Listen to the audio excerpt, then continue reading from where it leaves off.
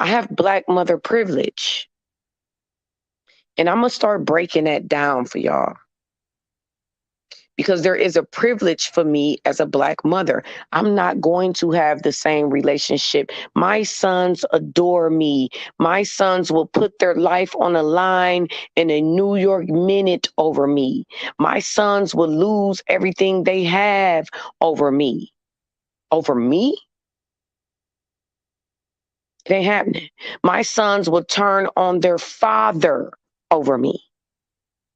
Over me? So when you ask me about my black sons, the relationship does not correlate the same to what I'm saying about black men.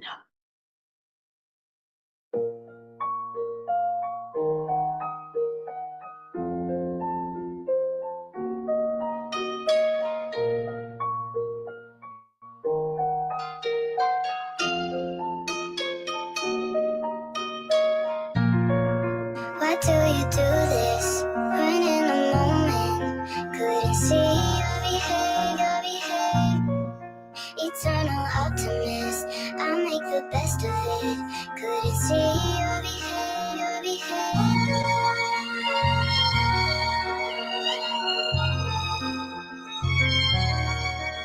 So be.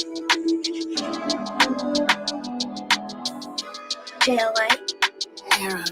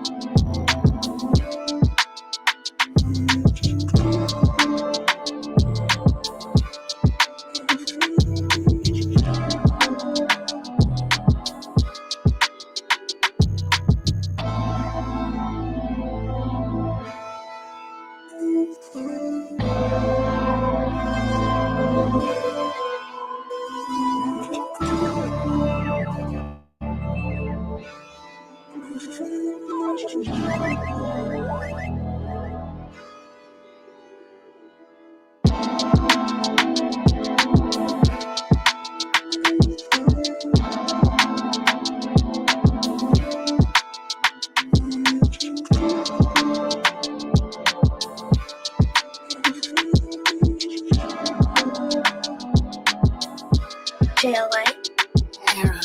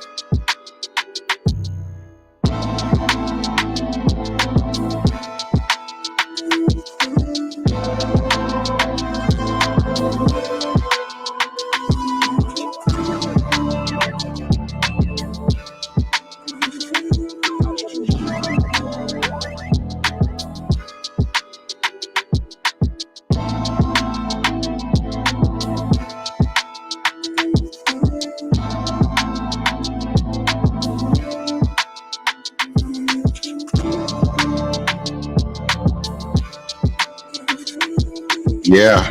What is good? What is good? We're going to get this thing moving now. Welcome to the show.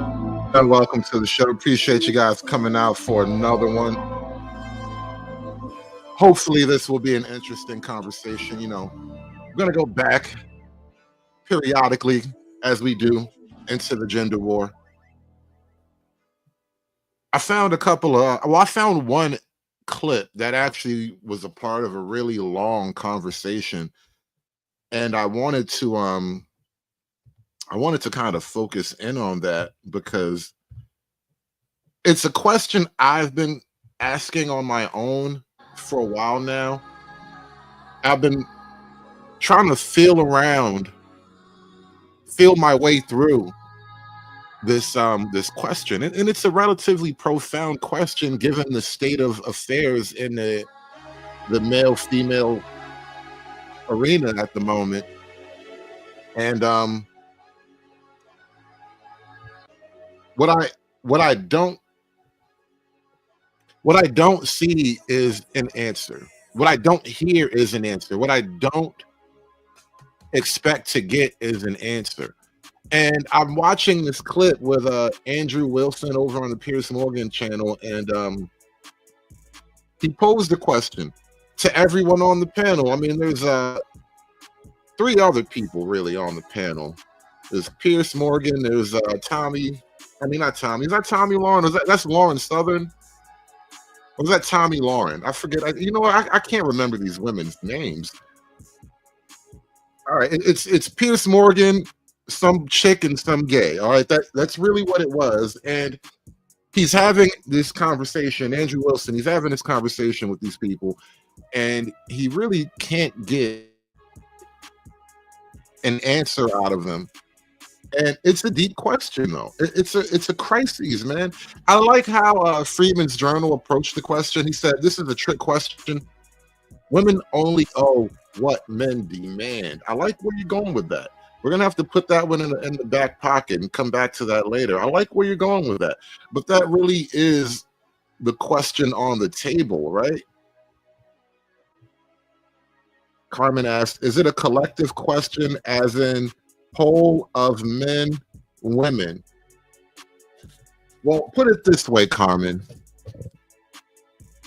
I could reframe the question to mean something exactly the same thing, but with a less personal overtone.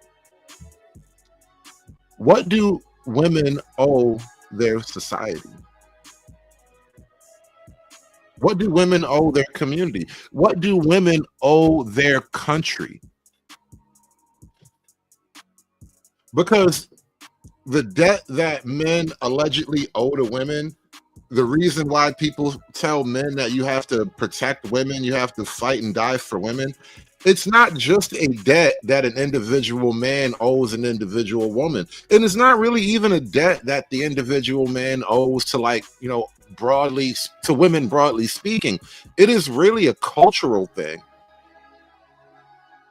It is really what your entire community expects of you. This is what our country expects of us as a nation, as a country. We dedicate the entire spirit of governance to protecting women and children first. And so it's never really in question that a man of his nation protects the women of his nation. That's literally what our army is for. We have men that we segregate from the rest of us, and we teach them organizational skills and combat skills in the hopes that they will protect our women and children, hopefully in a land far, far away from us. Remember what George Bush said? We fight them over there so we don't have to fight them over here, right? God forbid you have to protect your women and children right in your own neighborhood. You know, that's when shit's getting critical. But that is the understanding. It's not just that I owe you as a woman. I'm not just protecting you as a woman because I like tits. You know what I mean? I protect the women because that's what the country demands of me.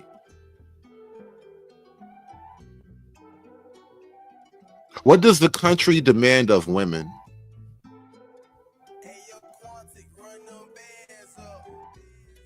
That is a difficult question to get to. This is a question I believe haunts modern relationships right now. This is why in the manosphere they have this idea of an alleged table. The table being an equal ground where men and women come together and hash out their demands from whatever dealing they would have with one another, you know, the table. And I was always uncomfortable with the idea of a table. And it took a while for me to really work out my thoughts on it. And then it kind of hit me, you know, like a diamond bullet. There is no table.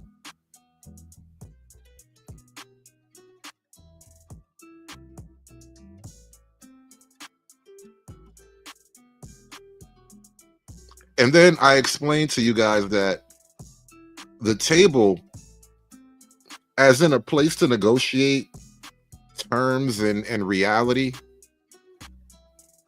the table is not real. There is no table. A table in that context, a table can only exist between two men. Because even when we're talking about the rules and terms of how a man and woman should relate to each other under a marriage situation,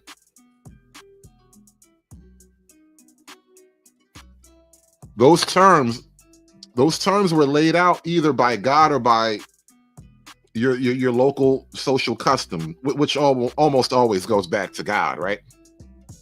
So theoretically, God set the table. Why are you and I bickering over a table that God allegedly set, right? It's a dumb concept. There is no table. But that was the talk of the town for a while. And the reason why we were even stumbling around such a concept as a table is because that I understand, you know, we've lost so much. We don't even know how much we've lost. We didn't know how much we had, apparently. But we're so far behind, it never occurred to guys that the problem isn't the table. The problem is that we don't understand what it is that women owe men. We don't understand what it is that women owe their country, their society, their nation, you know? And that is the table in and of itself, right? What I'm talking about right now can loosely be described as a social contract. It's not the correct usage of the original term social contract because it's between like two people, and that's not really where the concept originated. The social contract was originally between man and state. And we're at this weird place in modernity where the relationship between man and state is almost predatory, but the relationship between woman and state is affectionate. There's camaraderie between woman and state. There's collusion between woman and state. There is oppression in the hands of women in state. And the social contract, as it were, has been completely perverted from that original, more noble kind of construct.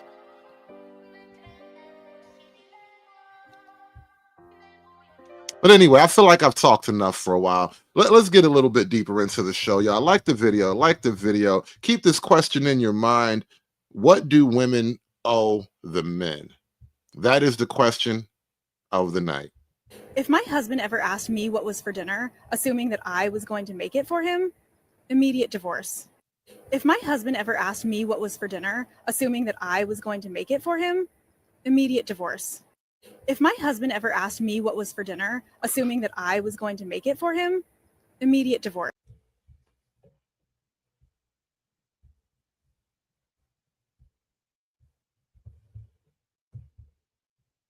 Fundamental principles of just like the gender roles that we all are innately have that we just missing and not understanding. The first is women want to be with a provider, even if they making a good amount of money. So they want to be with a man that if they come up short or they need something that they need an eye to eye, even if they're making a good amount of money, they want to have somebody who's making, if not just as much or more than. That's just a natural instinct that most women have, right?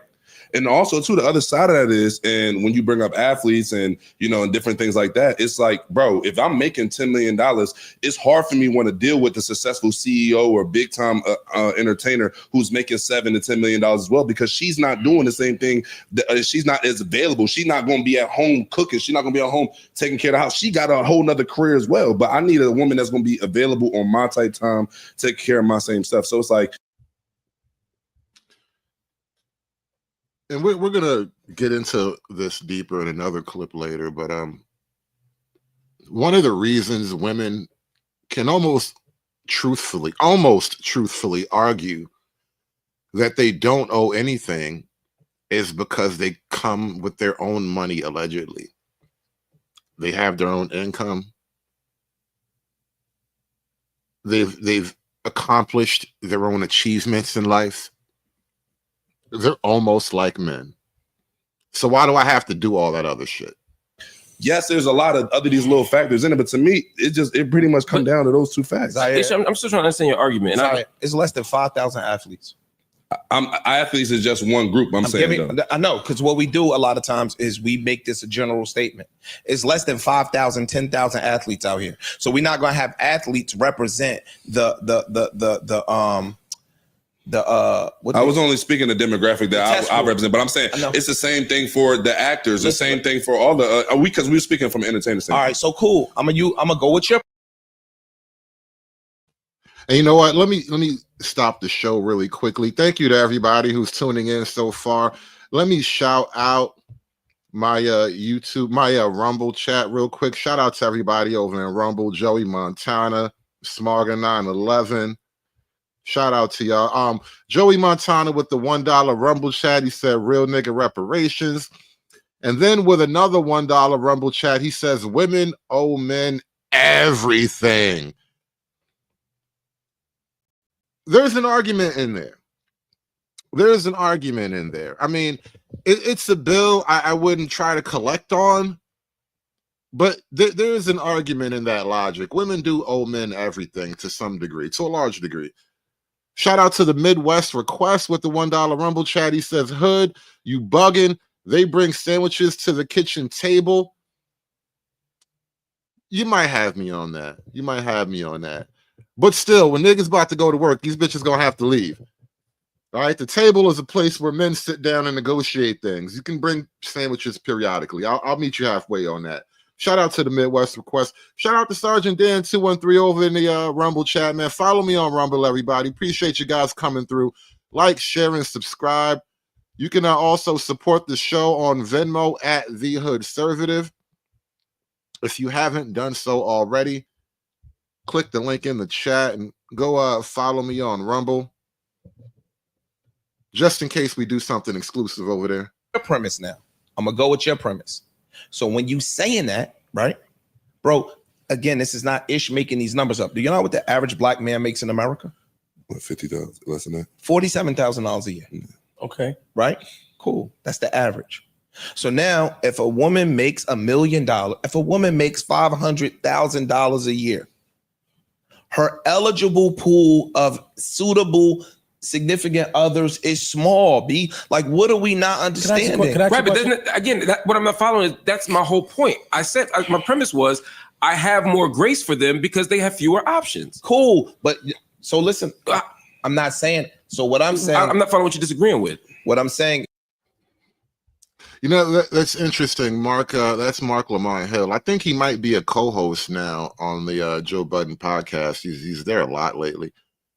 But he has grace for the women. You know, he wants them to win. He wants them to succeed. He likes the women.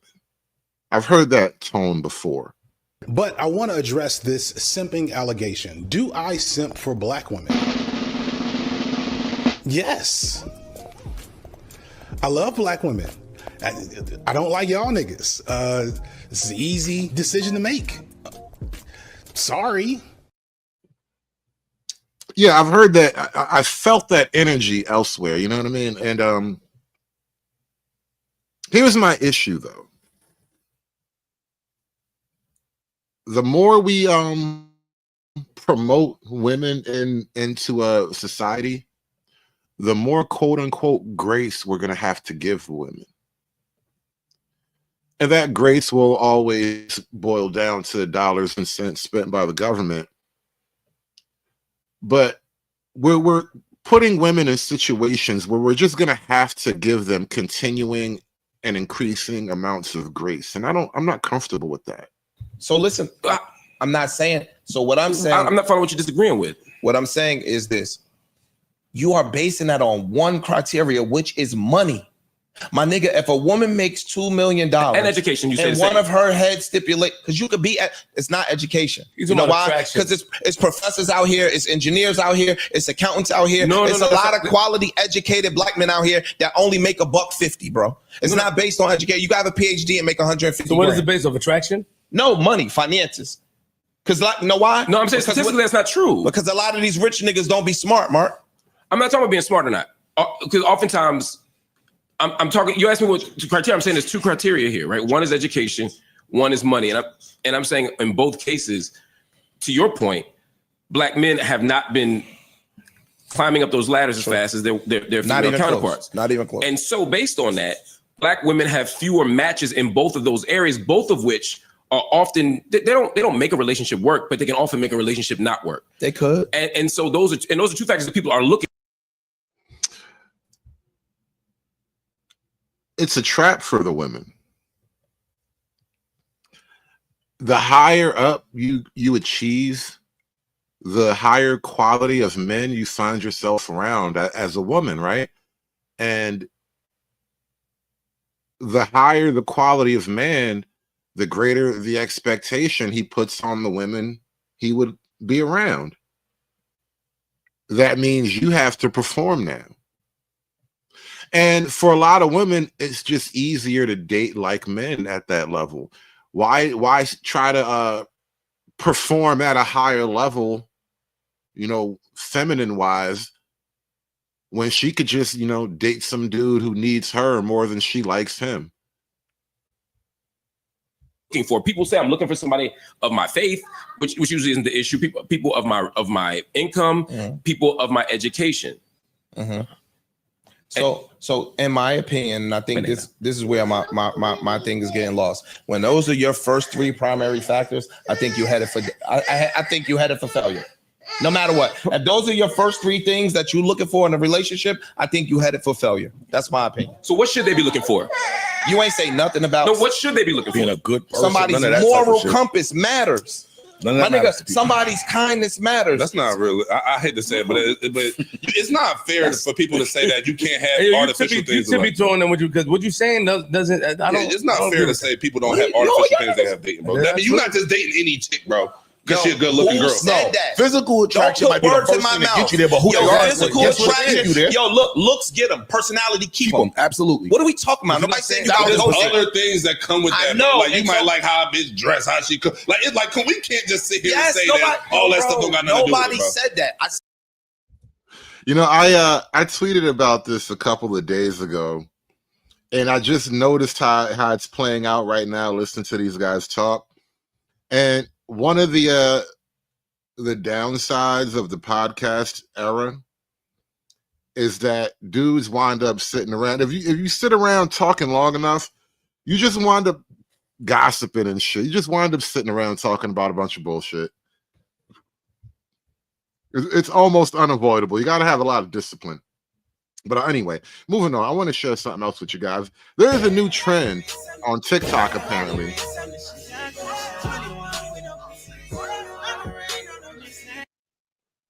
She's 25 with a ring before a kid. Now, this was the very first video in this post. It is like a string of videos here. I really didn't understand what the trend was. And I was kind of let down when I started to put it together. 25, no kids, 3 degrees, okay? And hear the music in the background, right?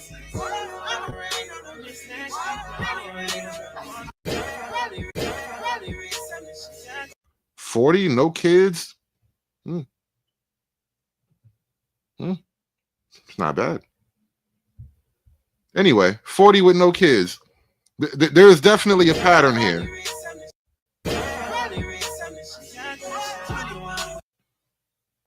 $30 años, 39 años y 100 hijos. I don't even, is that even proper Spanish? What? I don't even know what this is. Is this Brazilian? Are you typing in Portuguese? What are these words here? Anyway, not bad though. But no kids. I'm noticing a trend here. They are all childless. This is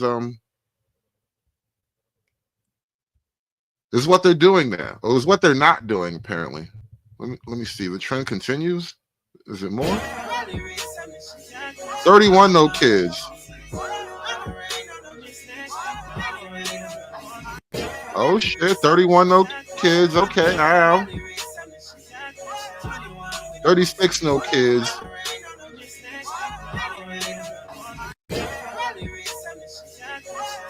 Uh-huh. 32 no kids. Okay. I mean, 24 no kids. Now, you know, theoretically, said no alive kids. Yeah, hey man. Hey man, we only count the ones that made it through, all right? We're not doing gross, we're doing net, all right? We're doing net, not gross, because gross is different. You know what I mean? You know how you get your paycheck when it's gross and it's like, yeah, I made some money. And then after all the processes and procedures you got to go through, that net pay don't look like the gross pay. You feel me? So we're only counting the net, kids. We're only counting the net, not the gross, bro. Because who really knows what the gross amount is when you put it that way, face facts? No alive kids. That's crazy. You did notice that. That is a good catch. But this is the trend, right? They are not having babies. No babies.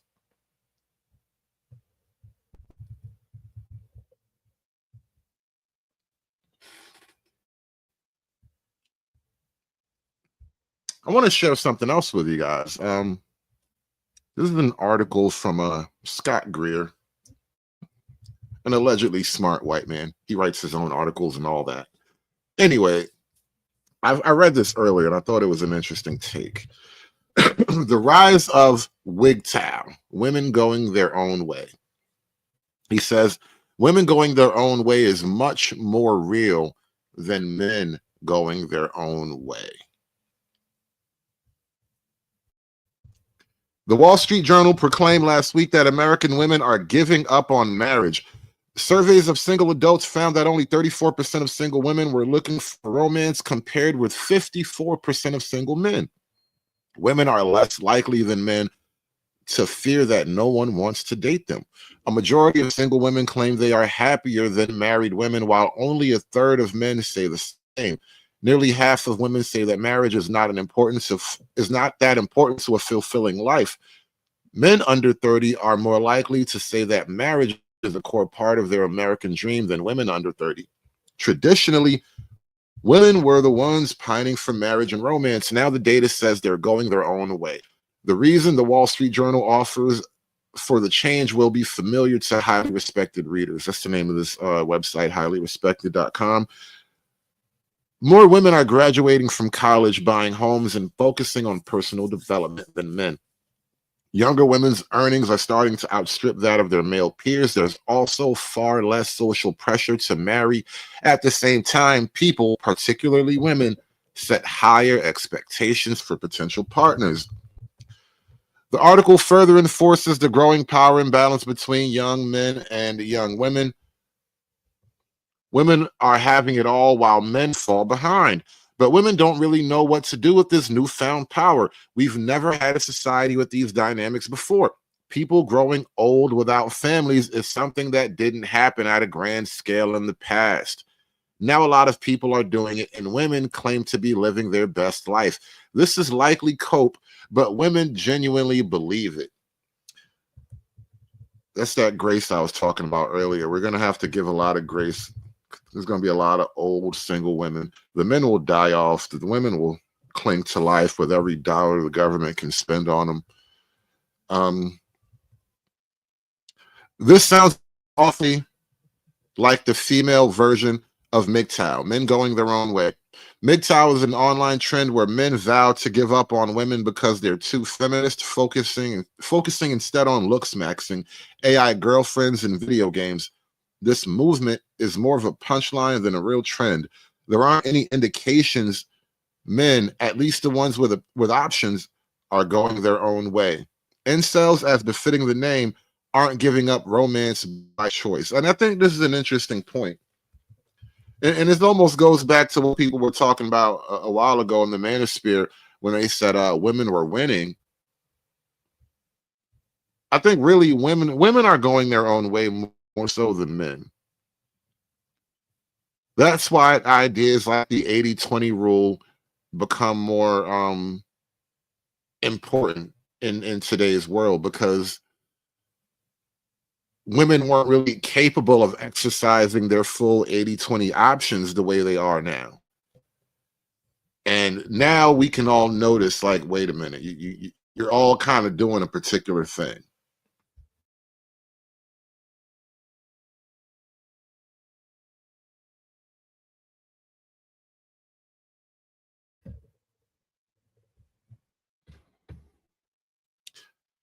It's more that women are going their own way. It's not an act of protest. It's just simply how things work out. They have the power, the financial success, and the social support here. The men don't. Men aren't going their own way. They're being left behind. As a society, we don't seem to care that much about this development. Occasionally, a major outlet will report on how men aren't doing so well, but it never rises to the level of concern of, say, women experiencing low self-esteem over what they see on social media. No outlet would ever dare write about men's complaints about dating. Only women's complaints are heard and sympathized with. If a guy refuses to settle down, he's a man-child who deserves to be shamed. If a guy can't get a girlfriend, he's an incel who deserves to be shamed. Or worse yet, if a man dates a younger woman, he's basically a pedophile who deserves to be shamed. These guys would not receive glowing profiles from the Wall Street Journal. Now, there's something else I think we can put all of this under a particular umbrella. In the modern age, as we have given women equality and whatnot, and I kind of explained this yesterday when I was talking. I was just sort of pontificating, and I came to the realization women don't actually have rights. Women just have a bunch of privileges, and we call them rights. Men have rights because men have to fight and die for rights. Men actually come up with the idea of rights in and of itself, you know. But in this modern age of equality, what I come to realize another problem we have is that we haven't quite grasped with the idea or the lack of female benevolence. And I know that sounds crazy, right? Like women aren't benevolent, like women don't give to the poor, women don't help the needy and all that, right? Theoretically, women are benevolent. And as a practical matter, women have very little benevolence for men, broadly speaking, though. Women have benevolence for other women. Women have benevolence for children. But women don't really seem to have nearly the same amount of benevolence for men, broadly speaking. And I think that might be an issue as a group, as a country, because when men have power over women, as men have had for most of human history, for better or worse, women's fate rise and fall with men's. If men were doing well, women around them were doing well. If the men weren't doing well, then hey, shit's bad. It's how it is. But for women, I don't think there's the same benevolence in terms of if women are doing well, men would be doing well alongside of women. What seems to happen is as women start to do really well, men start to suffer. And that is an issue of the modern world. And maybe I shouldn't blame it totally on female benevolence or the idea of it, but I do think this is an issue. I do think they're somehow connected. There's definitely an area of the general female psyche that we need to comprehend if we're going to really comprehend this era of modern female equality. What is a woman's role? Even in an era of equality, do women owe something? Can women truly even be equal? And if so, what is the burden that they carry for such equality? Because, you know, we established this earlier. Men carry a burden, even for our rights that we made up. We carry a burden to have them. What burdens do women carry?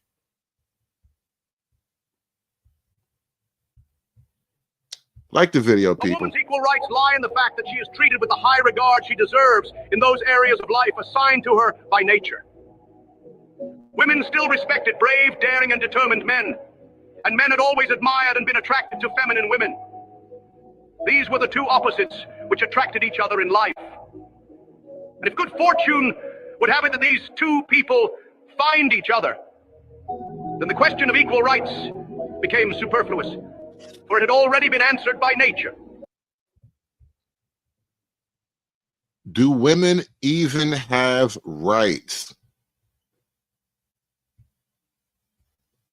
Why would women even need rights if they were made equal to men by nature? It's an interesting point.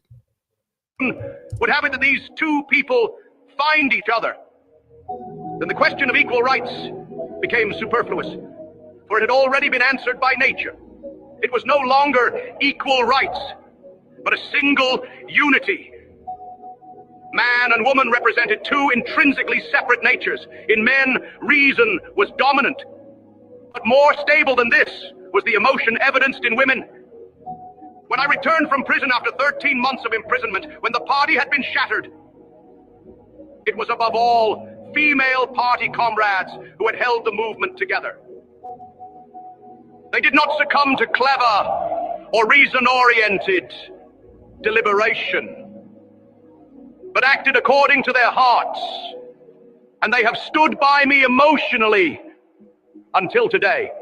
If our opponents were to allege you want to degrade women by assigning to them no other task beyond providing children, he would reply that it is not a degradation to a woman to become a mother, but the contrary. It is her utmost elevation.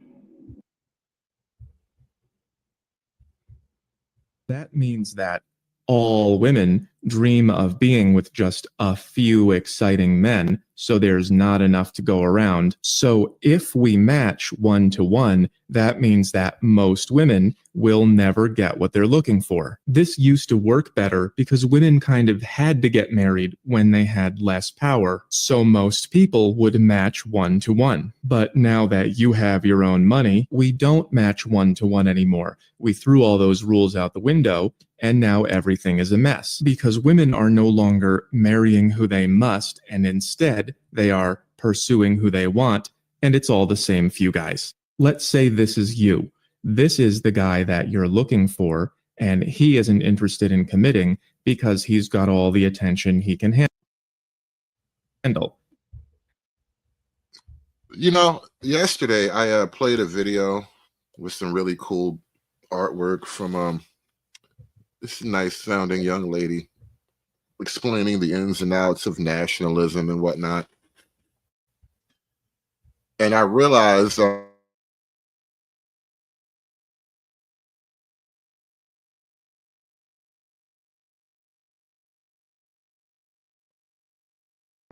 excuse me. I realized that her use of nicely drawn, cute little pictures and splashes of color here and there. It was a video. It was content that's typically for men, but packaged in a way that women can consume it. And I think that's really what's powerful about this, guys. This is a Whole Math video right here. Shout out to Whole Math. Yeah, this is gender war art, but this is it's mansplaining done in a way that is appealing to the female mind. Simple little cute pictures, nice little color contrast and whatnot, so you can automatically in your mind sort out different images and concepts. Early Manosphere videos were nothing like this, right? It was just straight up dialogue. I'm just gonna tell you how the fuck it is, and don't be stupid enough to not believe it. Well, Whole Math, it's like, no, let me explain to you with little cute cartoons why I'm right and how it all makes sense, and you're gonna totally enjoy this. And it's a great concept. It's a great style of delivery because what he's doing, what he's explaining is actually relatively complex. He's kind of explaining the building and the deconstruction of social bonding networks and whatnot. And it actually does seem to work. And so does he. And here is the guy who's looking for you, and you're not interested in him, and neither is anyone else, except maybe her, but then he doesn't want to commit to her either. To make matters worse, dating apps give people the illusion of more options than they really have. So when you say, please make it make sense, that is your brain trying to believe that people naturally pair off with someone at their own level. But that's not how nature works. Nature makes all the women want these few men, and then these men want these women who are not interested because they want Prince Charming, although Prince Charming is busy. And then these girls way down here are pursuing these guys who don't want to be seen with them. People. Now, what he kind of just laid out is the reason why. And maybe this is shocking to the modern concept of, you know, how we view women, what we want to view women, how we want to view women rather. But the idea that women were these paragons of virtue and morality, it's relatively a fiction. It's actually almost the opposite from a historical perspective. Virtue and morality are external to the female psyche. The very concept of virtue and morality do not actually exist within the mind of women on their own.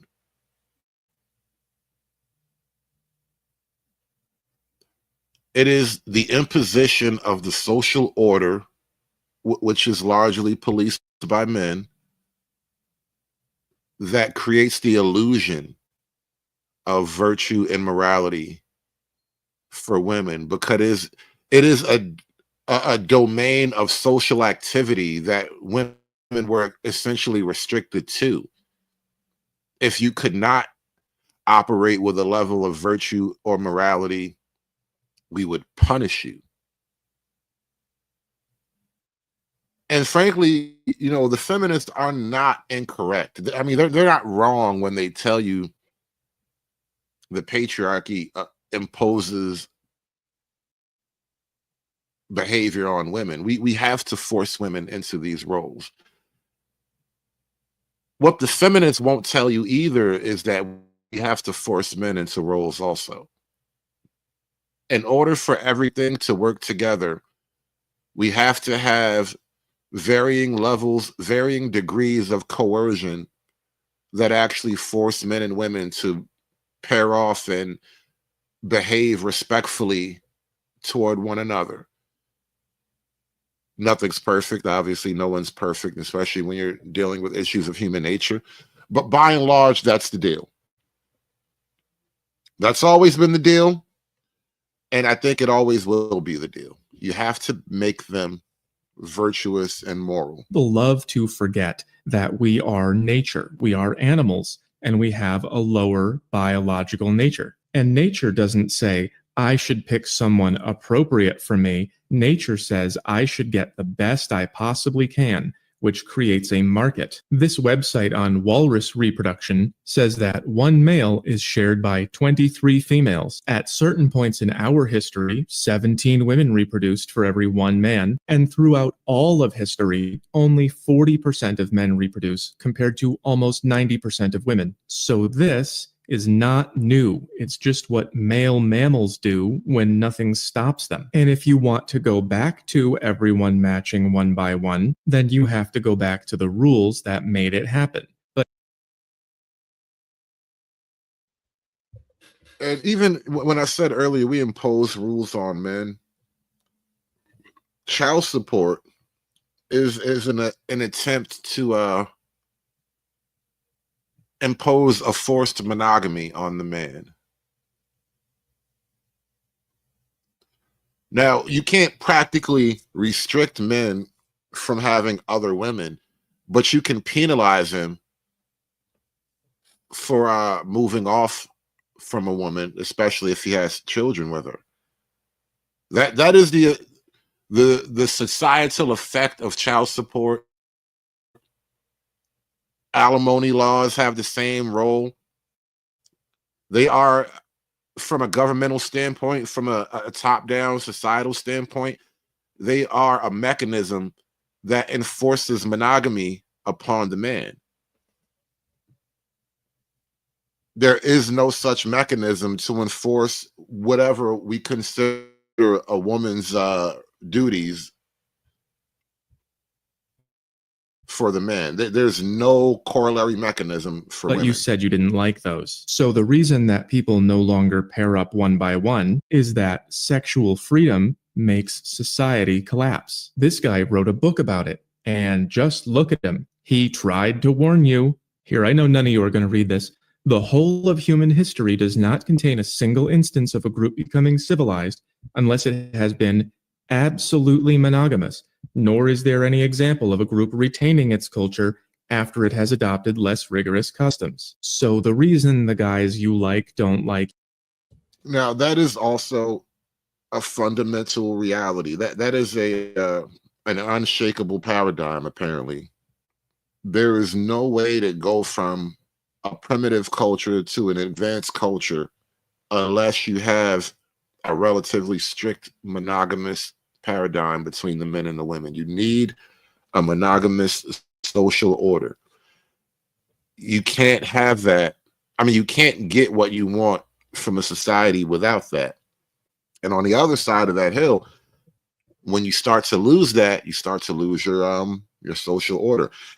This explains Black America in a lot of ways. Black America was a heavily married group, you know, and then we went all left wing feminism, communism, and now it looks crazy. But that is kind of the deal. You do need monogamy to kind of rise up.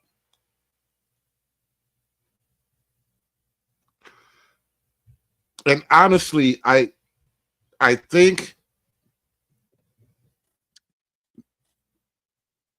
there's a bit of a misnomer.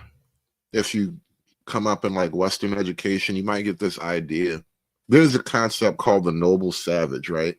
The idea that the more primitive groups of people, they don't have the problems of modernity, like crime and theft and sexual assault and predation and whatnot.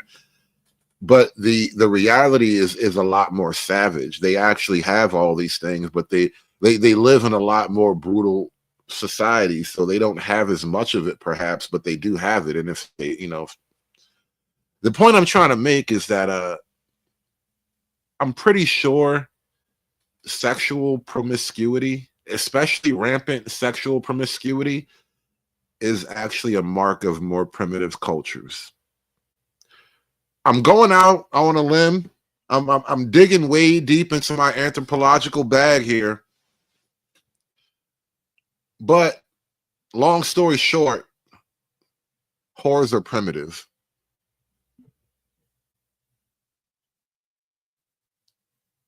Actually, whores are so primitive. Some of the oldest forms of worship that we have documented literally deified whores. That's why we have things called the temple prostitute. And it's not a prostitute in the modern transactional sense of the word. I mean, you probably did have to pay her because every temple has to have some money. But there was a lot more of a religious connotation to the sexual act, and so yeah, whoring was definitely a primitive behavior set. We've grown a lot more advanced since our worshiping whore days. Absolutely monogamous, nor is there any example of a group retaining its culture after it has adopted less rigorous customs. So the reason the guys you like don't like you, and the other way around, is because that's what people do when you let them.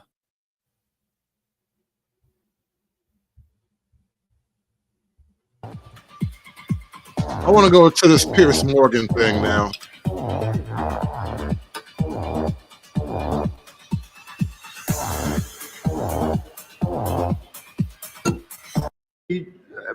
This violence carried out by young men influenced by what they see online is a real problem. It's abhorrent, and we have to tackle it. It's actually a fictional story, Prime Minister, not a documentary, but as the Prime Minister referenced, it tells the story of young boys who are radicalized by content online. There are references to the manosphere, the Matrix, incels, and red pills. Andrew Tate gets a name check. And that part of the show has sparked an outpouring of commentary about the abject horrors of the internet and the crisis of male role models. Banged by a girl, you sausage. You're not getting it. What am I not getting? That's, you're not reading what they're doing. Yeah, this is that show, Adolescence. We were talking about this yesterday, and it's like the new talk of the town in Europe. It's total media collusion propaganda, but Andrew Wilson is on this appearance, and he put on an interesting performance here on the Piers Morgan show. It's a call to action by the manosphere. 80% of women are... And look how they just drag in the manosphere, by the way. That's how much they're afraid of us. They got to make us the bad guy on TV. Even the young black kid, he's mixed up in it now because, straight black men are the white people of black people. It's a call to action by the manosphere. 80% of women are attracted to 20% of men. You must trick them because you'll never get them in a normal way.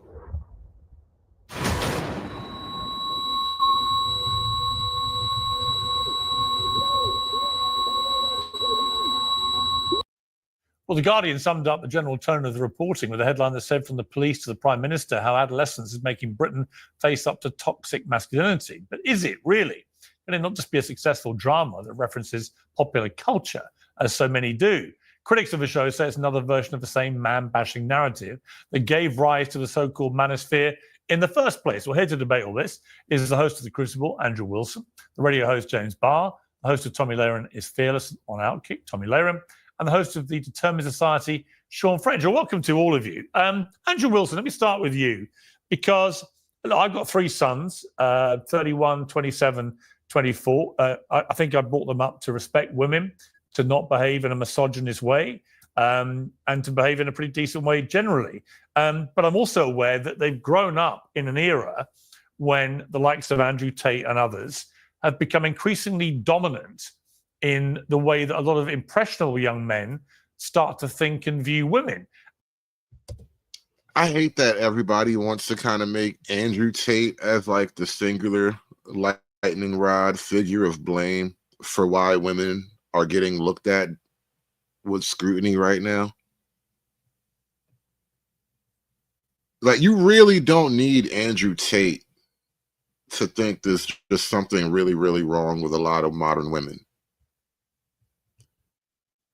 He just gives you a lot more words to describe it, you know? And for all that Andrew Tate can say that is positive about getting fit and being successful and confident and so on, there's indisputably a hardcore streak of misogyny that runs through his veins, which I think has been quite damaging to young men. So I'm not all in either way here, but I can certainly see the arguments.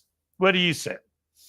Yeah, well, I mean, I think that this so I watched the show, and it just goes through a typical feminine view, right? So all of these things are always through the prism of the feminine. So young boys, they don't do well in school. They don't do well in school because it's all programmed for the feminine.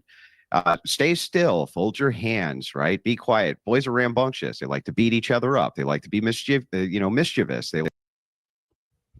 I like how Andrew Tate, and I'm glad they went right to Andrew Wilson. I like how Andrew Wilson started off his response, because they went right to him, and that was probably a mistake on Pierce's fault. If he wanted to take this conversation in another direction, he should have went to someone else. But Andrew Tate pretty much set the tone. He set the direction of the ship from the start of this interaction here, and I've kind of had my eye on this guy since I noticed him on the Whatever podcast, because last night when I was kind of talking about like the white identitarian movement and all that, and how the next step in their progression is argumentation, not just refusing to apologize for the past and for being white, but for coming up with strong arguments for their own position and advancing their own position from an argumentative standpoint. And Andrew Wilson is a solid guy when it comes to debate and logic and putting out arguments. And I kind of just been watching him for that reason, because not everybody can really debate and argue well and forcefully and do it without like excess profanity or getting losing your form and all that. And so I really follow him for that reason, just the sheer argumentation of it all. They like to break things. They like to do that kind of stuff. There's no outlet for them to do that stuff. Their teachers are all women, right? There's basically all masculinity is now considered toxic, basically all of it. The same women who are getting their double shot of espresso on the way over to the school they're about to teach at, they're 24 years old. Sometimes they're banging their own students, right? Hilariously enough. And then these people go out to Parliament. The same women will go to Parliament. They vote to send men off to war to stab each.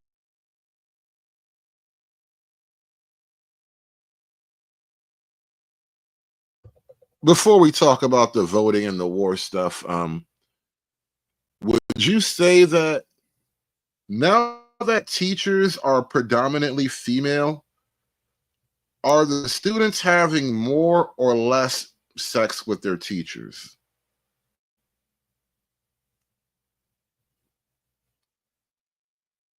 Is there a way we can get numbers on that? Because I would argue let's say around the 80s, let's say 1980, the female teaching staff in America was definitively female. And do we get more or less teachers banging students since 1980? I'm getting more. I'm getting a considerable more from the audience here. Okay, but you guys have spoken. No need to poll. Well, sometimes they're banging their own students, right? Hilariously enough. And then these people go out to parliament. The same women will go to parliament. They vote to send men off to war to stab each other in the face with bayonets. And you're concerned about toxic masculinity. It cracks me up. It's like the brutal savagery of men is a necessary precondition for society to exist. And we just kind of pretend like it's not. And this show should actually be. Andrew just made the brutal American argument. Shout out to all the brutal Americans out there. An indictment on the feminine rather than the masculine, because basically masculinity is just punished everywhere all the time, nonstop. It's no wonder guys like Andrew Tate get so famous in these spaces. I mean, what's the alternative? The alternative is everything must be feminine, tone policing, nonsense like this. It's ridiculous. All right, James Barr, you were laughing, but I don't think you had a joy what you're hearing. No, I mean I don't think you've seen the show. Episode 2 is shot entirely in a school. I didn't see one of the female teachers drinking a double shot of espresso at all. None of the teachers were flirting with students. There were male teachers as well. I don't think you're describing the show here. I think you're describing your own insecurities or agenda.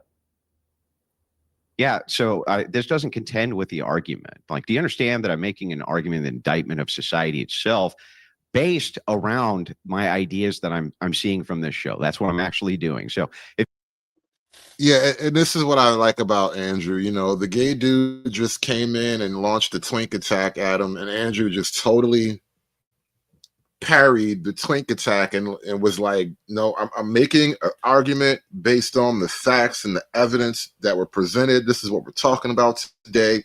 Your twink attacks do not affect me, sir. If you could contend with the fact that male savagery is necessary for the security of a nation, and that women will indeed vote in the future in parliaments to send men off to war to stab each other in the face at 18 years old with bayonets, perhaps you can contend with that before we start, getting into, well, tone policing is actually good and toxic masculinity is actually bad. It's like, I think there needs to be a little bit more toxic masculinity, or what you consider to be toxic masculinity. Well, great. Good for you. Nothing. I'm glad you think so. Nothing. No, I mean, I just don't need to argue with that, because you just unlocked. You just unlocked. You got nothing. You're making up. You an do agenda seem that unusually I've not said muted by that, I've not James. said anything. I haven't literally said nothing about. James, you were literally toxic rendered masculinity silent. at all, Like you had no way of responding. I tell you what, you can't argue with a completely illogical argument that had, like, I've not made any. It's a logical argument. You may not agree with it. I've not made any of the making a perfectly comments logical argument that you are firing at me. None of those comments are things I've said or believe in. And this is a typical feminine left-wing attack, faking offense and getting all huffy and puffy. And all you're really doing is playing for time at this point, because, especially on television, because this is like real TV. You guys remember real TV? I actually have a television right behind me, and I haven't touched it in like ever. But when you're on real TV, everything has a limit. And you got to like stall for time sometimes. And there's a panel with like 4 other people. So he's going to let him move on to somebody else. But he really has nothing to talk about. He has nothing to respond to, because these are actually really solid points that levy criticisms at the heart of like this new model. I mean, this new moral world order that we all operate under, and it doesn't actually make a lot of sense. It appeals to our morals and all that theoretically, but it doesn't make sense, and it forces us to operate outside of our practical desires All right, I want to bring Tommy in because Tommy, you've got a very interesting perspective. I think you've talked about something different. You call it the pussification of men, which is a great phrase. I'd love you to just explain what you mean by that. But also, you're not a fan of Andrew Tate or the influence he has, so that makes you, I think, an interesting commentator in this area. So just explain first of all the pussification of men. All right, Piers. Well, I think, and I can't see you all, so forgive me if I'm incorrect here, but I think I'm the only female on this panel. Correct. So I'm really anxious to weigh in. Okay. So I think over the last probably 10 years, there has been what I call the pussification of men. It was everything should be about your emotions and your feelings, and men were emasculated, and this whole concept of toxic masculinity warped the minds of a lot of young men, and they felt masculine. They wanted to be masculine, but society was telling them they should be softer, that it was being toxically masculine if you wanted to play sports and chop wood and go to war. And so men were so emasculated and so beat down that then there was this revolution of what was actually toxic masculinity, the Tate brothers and others, which I feel as a female that doesn't represent true masculinity. That to me represents douchebaggery. And as a woman, I want a strong man who is a protector and a provider that will go to war if need be, that will protect me, protect my family, make money. I see that as being actually masculine. That's like the man that I grew up with, my dad. But what we're seeing now is these young men who look at Andrew Tate and the Tate brothers, and they see somebody who's just quite frankly a douchebag. And now, on the one hand, she's making fair observations about, the quality of masculinity, broadly speaking, with, Western men. And I wouldn't even fight her on all of those points necessarily, but this is why I like how Andrew responded to everything she's saying right now. Disrespects women. And because they've been so emasculated, they're like, oh, great, that's a manly man. But that's not right either. So at some point, I think we'll go back to maybe meeting in the middle here. You can be a man who has feelings and emotions, but you can also go to war and protect and defend your family. I'm hoping we can get back there. But the two extremes right now, they're confusing men. And quite frankly, they're leaving women with few choices. And that's the real tragedy here. You see, I completely agree with you. But Andrew, you were shaking your head quite vigorously. Why? Yeah, well, I mean, it's just more feminine or feminist nonsense ultimately, and the covert feminism in society. More feminist nonsense. There you go, and that's exactly what this is actually what I saw the clip earlier today when they started talking. When I wanted to talk about this, when he said more feminist nonsense, I was like, please let the whole clip be like this, and it kind of is. And they were battling on this point for a while here, but she raises the issue of what men are supposed to do, for her, for society, for everything. And Andrew jumped right down her throat with that shit. Because why is it always about what women want from men? It's never about what men get from women. More feminine or feminist nonsense ultimately. And the covert feminism in society is big, especially on the conservative side. So here's what happens, right? Yeah, covert feminism. I called this out months and months ago when I started noticing a lot of like right-wing content creators. And as a general rule of thumb, women by nature are not really conservative. You can have conservatism, drilled into women, and they can come up under the rules and the culture of things, and they can be people who extend that culture, but it has to really be imposed upon them, like I was saying earlier, whereas it's a lot more of a natural position for a lot of men. And you might need to be educated on argumentation or the need for whatever things, but there's really a biological element to it. There's just a real physical reality to it. Women need to have feminine virtues for men to be pursuing masculine virtues, for you to say things like, well, men, what I want is for men to protect me and I want men to make money. Well, that's great. What that ends up doing is it gives you a set of privilege in society. What do men get? What do men get for doing that for you? What are we getting from women for doing that? Are we getting chaste virgins on our wedding night? No, we're not getting chaste virgins on our wedding night. Are we getting women of great virtue? No, we're not getting women of great virtue. The idea of courtly love is supposed to be done for. And I love the look on her face right now. because she is going to totally ignore the question. But I think the question is, it's hilarious to her, as if you would have to offer something in return. In society, what do men get? What do men get for doing that for you? What are we getting from women for doing that? Are we getting chaste virgins on our wedding night? No, we're not getting chaste virgins on our wedding night. Are we getting women of great virtue? No, we're not getting women of great virtue. The idea of courtly love is supposed to be done for women of great virtue. Where are they? Well, they're nowhere. And so in modernity, in society, when female conservative influencers say this, it's actually a form of covert feminism. They're saying, I want privilege in society, right? But what is it women are giving to men to get it? What are they giving them? Tell me. Well, they gave you No, notice even Andrew. I think Andrew agrees with me. Women don't really have rights. Women just have privileges. Men have rights, and we use our rights to grant privileges to women. Piers, can I please chime in here? Yes, you can. And then James can, and then I'll come to you, Sean. No, I would love to. I love this whole thing of like, if you're a female conservative and you don't believe that men should be douchebags, that all of a sudden you're a covert feminist. Call me a feminist. I really don't give one crap one way or another. But I can tell you this, a lot of these men, these podcast hosts on the right that like to think of themselves as these big masculine men, and what am I getting out of it? I can tell you this. There's that feminism. All right, I believe I'm a woman of virtue, right? Out. Yeah, there's the feminism. Oh, and then you're interrupting me too. Now, I noticed we get some pushback about virginity in the chat. Free Zone Lou says the virgin shit is dead. We too old for this at this point. The problem is that people 30s, 40s, and up are arguing elementary relationship stuff, and it's too late for them. No. To the contrary, it is the older people who actually have to set the tone of how the young generations operate.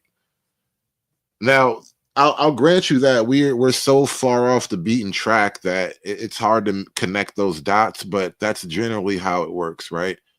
This is why it's like an axiom at this point. Old men start wars, young men fight wars.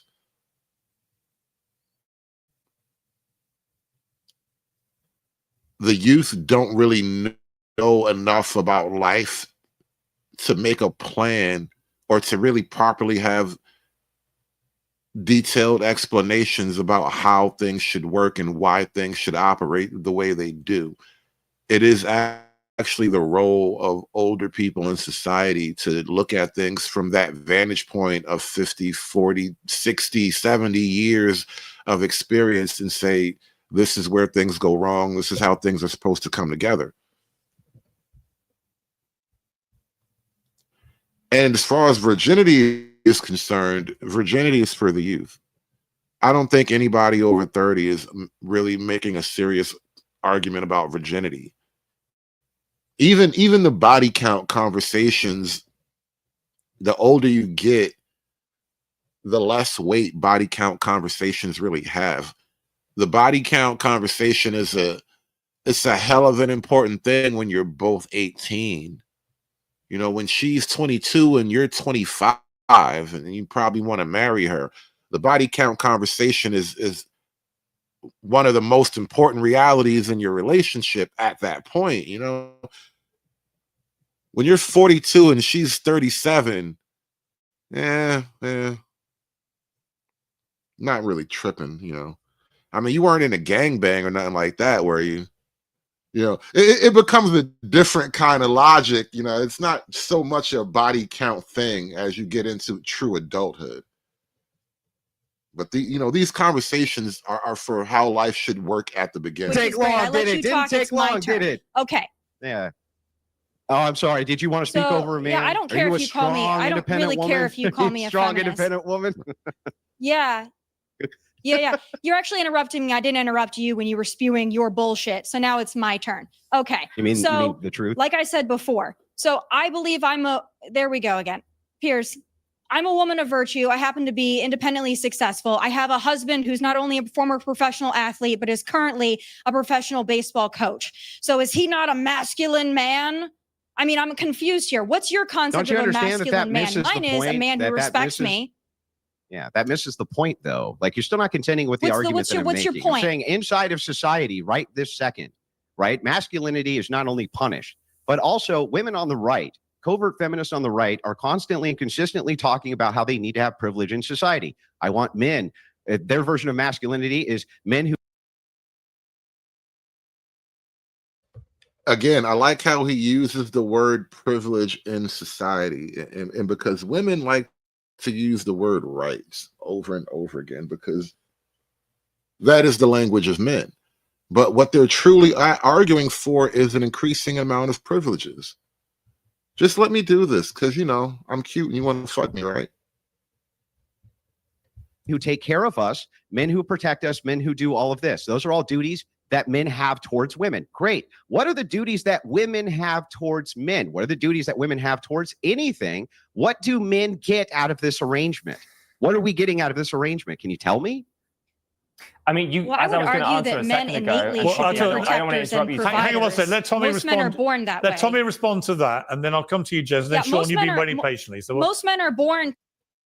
Okay, that's Tommy Lauren. I don't know. I was thinking her name was Lauren Southern. All right, Tommy Lauren. I keep getting all these thoughts mixed up, man. I can never get my thoughts straight. To be protectors and providers. I can't imagine my dad saying, you know what, to my mom, you know what, I'm not going to be a protector and a provider unless you do this. That's not how real men operate. Real men are protectors and providers, and they marry women who hopefully great. have A some woman telling virtue, us what but real also men bring a are lot to again. the Great. table as well, that are great mothers, great wives, caretakers of the home. There's nothing wrong with being a traditional wife and mother. You're misunderstanding me if you think that I think that women. Now, notice she doesn't have an answer for what do men get, but she knows she can describe in infinite detail what she expects from men. And all of the things that make up what a man is are basically a list of things to do. Her definition of what a man is a to-do list. Should just be out doing whatever they want. I think that I there love getting are lectured gender by roles that women should on be what real men respected. are. That's But I great. don't think a man needs to get something out of it to be a manly man, a protector, and a provider. And there it is. She doesn't think a man needs to get something out of it. And this is a fundamental issue. We're having a Mexican standoff right now on a cultural, societal level. Because, you know, a lot of dudes are looking at it like, well, if I'm not really getting much out of this, then what are we even talking about? Why am I even here if you're not really willing to put anything on the table that I actually want? If you think you So need to nothing. get So you something should have out of it, nothing. I quite frankly don't consider you a nothing. real man. Yeah, so you have Okay. nothing. So you have nothing. But we'll No women discuss have in a no moment duties, whether nothing. Andrew They just Wilson get is a real man. Piers, But Piers, let's I go to, offer nothing. I Let- offer nothing. you He offer didn't me offer a a single lot of argument. things, Tommy. No. That's why I always love having you on the show. You know that. Let's go to a real man, James Barr. Thank you. I do see myself as a man, and I know that you'll be looking at me thinking, well, you're not. You're wearing makeup. You're wearing colorful clothes. Like, look at me. I'm really camp. My nails are Yeah, I painted. mean, they are worrying You know, signs. I you're agree. sat I hate that modern television, and it's not even Piers Morgan. This is just everywhere now. In a conversation about masculinity, there's almost always the inclusion of the gay male voice because somehow the gay male voice has something to add to the conversation about masculinity. I don't really think that's true, but I'm not the one making decisions about casting and such. You know? there smoking a cigarette. I'd love to get a vape out and start drinking a beer, you know, pints with the lads, just connect with you over that. I think that you have some insane opinions on what women are meant to do for you. It's crazy that you don't appreciate that a woman actually gave birth to you. Like, she gave you a womb for 9 months and then looked after you, I would hope, for the beginning of your life. And you're sat there going, what do women owe men? Women don't owe men anything. No one owes you anything. You have your own Okay, life. do you understand that if you make an argument and you say that Now, there are 3 people Andrew Wilson is debating at the moment. I'm not going to count Pierce. He's the host. But Tommy Lawrence says you don't get anything for doing all this man stuff. The gay dude obviously agrees with the woman. I don't know what the other dude's going to say yet, but 2 out of 3 is already a So loser. women owe men. Women don't owe men anything. No one owes you anything. You have your own Okay, life. do you understand that if you make an argument and you say that I've women are watched supposed your to be in seminar on how to win an argument. a position, if the women are supposed to be in a position of privilege where men do A, B, C, and D for them, and then I ask, well, what duties do women have? And you say, well, nothing. No one said right? And that then you men wonder, need- why I are men personally, checking out? I don't know why men are checking out. I don't get it. You just That's sound so silly, man. funny. All right, That's let a me bring silly in. argument. All right, let me bring in the one person who so far hasn't said a word about this.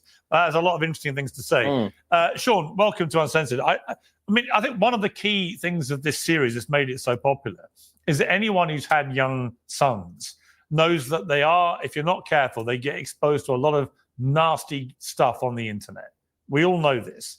And a lot of it is this kind of incel stuff, which I think can be a really malevolent influence on impressionable young men. And they gravitate to it. And I think that partly what Andrew's getting at, I agree with, in the sense that following the Me Too Time's Up campaigns, which were in many ways, extremely laudable, brought down a lot of very bad men, no question of that. But they also, the pendulum swung so wildly that I think a lot of young men in particular felt completely disenfranchised from society, felt like they're all being treated like a bunch of young Harvey Weinsteins, unless they could prove otherwise. They didn't really know what the rules of engagement were with women, with teenage girls anymore, whatever. That's actually a great point too. The rules of engagement are important, that both parties have a relatively clear understanding. And I don't think we have that any longer. We have like a shifting goalpost. The goalpost is constantly shifting. And I guess a lot of the young people will just pull back. I'll just do whatever's easier. Lost their way. And by losing their way, they gravitated, I think, to very loud voices on the internet like Andrew Tate, who I think, like I say, he says a lot of stuff I find myself nodding to, and then he'll say this misogynist stuff, which I just despise it. I see no reason why you should ever want to have a relationship with a woman the way that Andrew Tate wants you to, where it's just pure misogyny. Just talk to me first of all about why you think young boys, teenage boys, young men, why they gravitate. I think that's a bunch of bullshit, Piers Morgan. For a lot of young kids, and they look at a guy like Andrew Tate, and more importantly, they look at the image of what he projects, right? Andrew Tate is almost like Genghis Khan in the minds of a lot of young boys, where Genghis Khan, to this day, they say Genghis Khan's DNA lives in like 1/4 of Asia, right?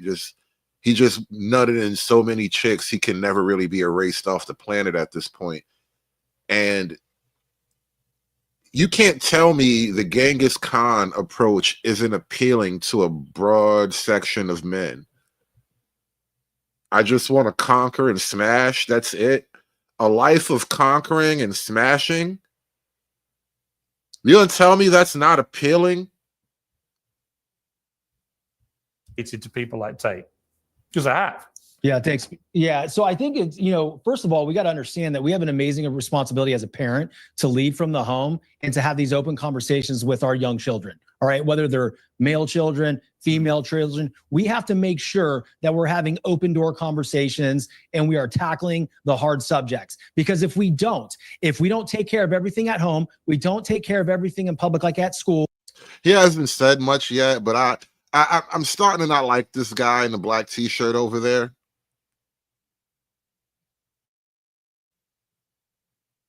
Just something about his tone. I'm giving him a chance. But I don't like the energy. And other forces within society that help raise our children. We always say it takes a village. Well, it certainly does, but it starts at home. And if you cannot have these open conversations and allow your children to be honest and open with how they are feeling about society and the things that they are seeing, they are going to go to misogyny. They're going to go to the Andrew and Tristan Tates of the world, and they're going to learn how to be a man from that. And that is not what society needs. It's not what the world needs. That is not That is not masculinity. It is masquerading as misogyny. How do we protect?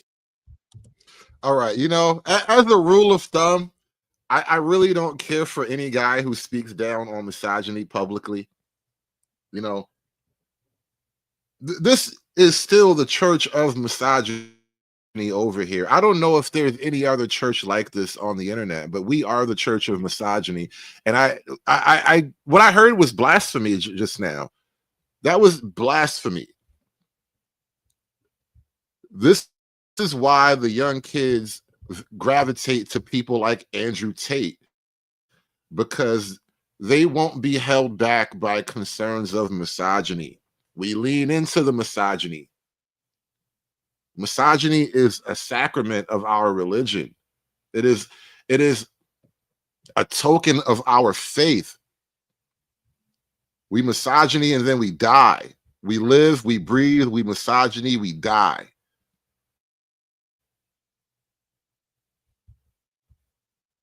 That is life. Young men from the easy access at the moment there is to people like Tate. I mean, how do you actually put a ring fence around them so that you can tackle exactly what you've just said, but they're not also being dragged into that world? It's tough because they're growing up in a world we never grew up in, Piers. We didn't grow up with the internet. We didn't grow up with Bumble, Tinder, Instagram, Facebook. No, I was taught how to treat women by my mother, my grandmother. Open the door, my right? aunts, Open the door. You see, you were taught to treat women. You were taught how to treat women by women. And I make it a point to explain the reality of women to my son. I'm not going to teach my son how to treat women. That feels weird to me. I'm going to tell my son what women are. You treat them as you treat them. I'm going to explain to you what you're dealing with. I have faith enough in him that he will make correct decisions if he's given the proper information. But learning how to treat women from women is having the fish teach you how to fish.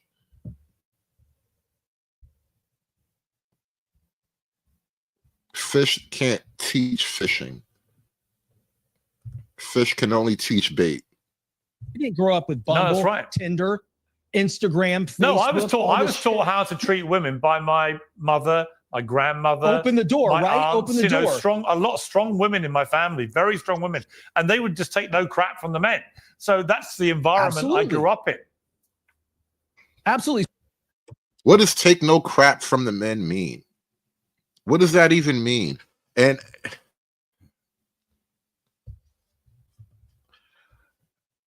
I don't like this projection of the strong woman. There will always be women who are just naturally feisty and a little more argumentative and all that. And that's fine. I'm not even making a whole screed against that kind of thing. What I don't really care for is like this promotion of that as a desirable archetype. You know, we're already going to get an X amount of that kind of woman no matter what. I don't think we should just be promoting that as the thing women should be. I don't have fond memories of that kind of woman growing up. You know what I mean? Have uncomfortable memories of those kinds of women. I want my daughters to maintain softness and femininity into their adulthood. I don't want them to be the hard, strong, take no crap women. Now, I don't understand what he means when he says that. Like, because there's this like weird assumption that you want to raise some kind of doormat, and it's nothing like that at all. But the image that I have in my mind of what he's talking about is undesirable. So how do we insulate our children from this? By having conversations, putting parameters around the social media aspects of life and having the conversations at home. Hey, son, hey, daughter, this is what you're going to see out there in the real world. This is what you're going to see on the internet. If you see something like this, that is not how a true man is supposed to act. And hey, that's not how a real man's supposed to treat you. Right. So we have to have the conversations. Yeah, Andrew, do you intrinsically disagree with what you've just heard? Yeah, I do. I think again, all of this is always the burden on men. Burden on men. Burden on men. Men need to be doing this. No, it's a family, Andrew. The family. Hang on. And there you go. I knew I wasn't going to like this guy. And this is why I wanted to talk about this whole show with Andrew Wilson, because he kept his foot right on everybody's throat this whole debate. There you go again. Men need to do this. Men need to do that. It's always about the men. And that's fine. That's fine. You know, I know something about being a man and all. You know what I mean? I'm something of a man myself here. And I got to tell you, I theoretically, I'm not really arguing with what he's putting on the table, but I'm just asking, what do I get in exchange? Andrew is raising the argument, what do we get in exchange? Like, what is the value of this man thing that you demand from me? Because if you don't value it, why do you demand it so much? And if you do value it, well, then you got to cough up something of value in exchange. That's how all these relationships work. Hang on, let The me finish, family, man. Andrew. Men need to Husband and okay, wife. yeah. So let me back up. Okay, again, men need to do this. Men need to do that. What I'm talking about is, what duties do women have in society? What are the actual women's duties towards men? Everybody is raised from the time they're kids how we're supposed to treat women. We all know how to treat women. We never talk about how men are supposed to be treated. That's almost never discussed, especially by how we never talk about how men are supposed to be treated. Shout out to the Midwest Request over in the Rumble chat. If you guys haven't done this already, do me a favor, y'all, and head over to Rumble and follow me on Rumble. Like, share, and subscribe. Follow me on Rumble. And while you're there, you can support the show with a Rumble chat. Shout out to the Midwest Request with the $1 Rumble chat. He says, why can't the left define masculinity without making it sound like cuck feudal slavery proposal? Because it is a cuck feudal slavery proposal. Left-wing masculinity is slavery with more paperwork.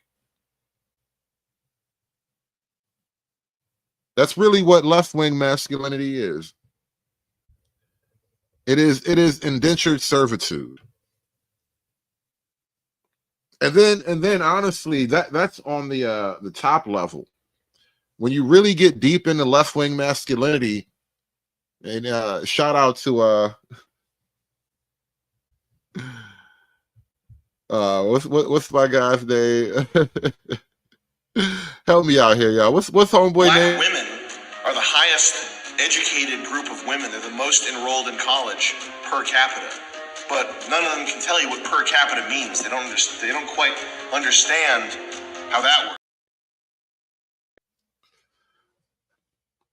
works. Help me out, y'all. Help me out. What's his name? That is not Destiny. Shut up, regular Doug. That is not Destiny.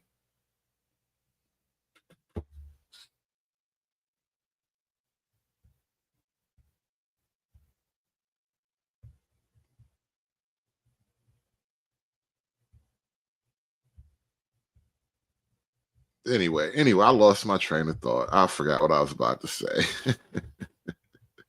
how women are supposed to treat men, what their duties in society are. This has been completely dispelled. Guys like Tate have risen because Christianity itself has become a feminized religion, especially the Protestant sects has become. Yeah, that was Sam Hyde. Shout out to Sam Hyde. Yeah. I'm completely feminized. And it didn't used to punish masculinity at all. And now it does. And so where's the alternative? Where's the spiritual alternative? It's nowhere. And we need to get back to this fundamental question of what even is misogyny? Because I don't think that men kicking the crap out of each other, being. See, this is why Andrew Wilson is a guy I can listen to. Because what even is misogyny? Right? He's like, I don't even know what you're talking about. What is this thing? Misogyny? I don't know what that is. I don't even know what that means. You know, insulting each other, hazing each other, even bullying each other is misogyny. I not only do I not think it's misogyny, I think it's perfectly healthy. Yeah, but I don't think that. I don't think that's misogyny. Well adjusted. Is that the argument? But that is not misogyny. Well, no, hang on. Hang How on. women see this is tone misogyny policing. is where you have a hatred or whatever you want to phrase it towards women. It's not about men treating men. Sorry, It doesn't matter toxic how we treat- masculinity is what I'm referencing here, and toxic masculinity is what they're claiming leads to misogyny. So what I'm talking about is these are all masculine traits. There's nothing wrong with them, right? When you're talking about misogyny itself, I want to know what that even is. Is it just asserting yourself to women, telling women no, telling them no, that's bullshit? No, I telling would them say you're it's wrong, okay. Let me telling them answer you're you. saying stupid things. Andrew Tate. Yeah, that's all misogyny. That's what we do in this church, bro. Andrew Tate says he's quite open about it. Women should stay at home. They shouldn't go out to work. They should do what he tells them. He's the king of the castle in his house, blah, blah, blah, blah, blah. That is misogyny, isn't it? You know, I've got a That's daughter. not miso- I've look, got a it's not 13-year-old daughter. I misogyny. don't want her thinking she can never leave the house. She's somebody's somebody's It's not chattel. never leaving the house. Look, it is true that the world would be a better place if we didn't have it inverted and women did have a natural role at home and that was glorified and that there was government propaganda around the nuclear family and keeping women home. Why do We definitely should have government propaganda around the nuclear family, around keeping women home, around women being homemakers and housewives, around women being chaste and morally upright. We definitely need Claire Huxtable propaganda. We used to have Claire Huxtable propaganda. It wasn't bad. I mean, we can criticize what's his name? Cliff, Bill Cosby had his issues. But the image of, like, especially as black women go, right? I'm not sure who white people go to. Who do white people go to as their TV mom? That question just now occurred to me because I know for black people, the black TV mom is Claire Huxtable. I don't know who the white TV mom is. You better not say Roseanne. I know it can't be Roseanne. June Cleaver. Peggy Bundy. Oh, you guys are horrible. You guys are terrible people. You said Peggy Bundy. Oh no. Oh man, Al Bundy did. He was never wrong, bro. Even when he was wrong, he was right. Oh man, shout out to Al Bundy and not Peggy Bundy as white people's TV mom. You know what? And there's probably a little reality in that. Honestly, there's probably truth in that. I can't even hate you for that call right there. Yeah, Peggy Bundy as a TV mom. But all right, but that's the 90s version. She's the TV mom in a different way. But what is the white people equivalent to like Claire Huxtable though? Because okay, June Cleaver is I know who June Cleaver is. Mrs. Cunningham, wasn't she like the maid or some shit like that? Jane Brady was basically like wife number 2. She kind of, but not quite. Because once the Brady Bunch came along, they were trying to Modern Family that shit up. I don't really want to count the Bradys in there. Kitty from that 70s show, okay, yeah. But I think June Cleaver, Edith Bunker, Archie. You know what it is? White folk had a lot of TV moms. That's really the truth of it. White folk had a lot of different TV moms to choose from. Black folk, we only had a couple archetypes. We got Mrs. Huxtable, and then we got Mrs. Evans from Good Times, right? We only really have a handful of good TV moms and black TV. White folk, y'all got a long history of TV moms to choose from, so it's a little bit different. Y'all got a lot deeper roster of TV moms. Oh fuck, Seventh Heaven, not Seventh Heaven. That was like late 90s, early 2000 white Christian suburban heaven right there. Oh man, I could never watch that show. They were too happy and white. I could never watch Seventh Heaven. It was just too white and too happy for me back then. And there was nothing for me to latch on to. I could not. There's no way. Seventh, no? Nah. Yeah, even 90210, like those kids were fucking and getting high and shit. One of them bitches was a baby mama halfway through. It was shit going on with 90210. White folk weren't looking all perfect. I couldn't watch Seventh Heaven. That shit was just too, it was just too happy. It was too white. I couldn't do it. Oh man, Melrose Place. Nah, that wasn't white TV, mom. Those were white TV hoes. All right, anyway, we're off track. Do you want to outsource the raising of children to strangers instead of your wife? That's a way better society. Why do you want your best and brightest women forced to go to a workplace instead of the best and brightest women staying at home raising their children? That's a way better system. It's always been a better system. I guess we're talking freedom of choice. That's not No one's forcing misogyny. women to do anything. It's freedom of choice. It's freedom of choice. I love the fact that my wife's out there working, teaching kids and building adolescents. I love that. And to your point, I knew I was gonna hate this guy from the jump. You're not supposed to love that. You accept that because that's the way it is now. But I think most men, we would like to make enough money that we can just pay for our wife to stay home and just do cute little woman things around the house. Now, the downside to that is, all the red pill guys would be like, you see, now she got too much time to cheat on you. But she always got time to cheat on you, It's still just a matter of what would you prefer? I would prefer you not to be in the world. I would prefer you to be unsullied by the workforce. You know what I mean? I think most guys would like that if they could get it. point about what do I get from a woman? I have a home. I have 3 beautiful children. I have communication in the house. And to me, that means more than anything. Like, I don't understand where I'm not saying you're wrong in your world, but to sit there and say to a woman, what do I get out of this woman? That's treating her like an object. One thing I want to play a clip. Okay, so it's okay to treat men like objects, give them duties, I but don't you're not feel allowed like to an give object. women duties. You see this motherfucker, this male model looking motherfucker. I don't feel like an object. Yeah, I know. This is why I wanted to focus in on this conversation, because this is a great dynamic. You got the one guy literally in a dark room. He's just in a dark room. You can't even tell what the hell is going on behind Andrew Tate. Like Piers Morgan and the gay British dude, they're like in studio together.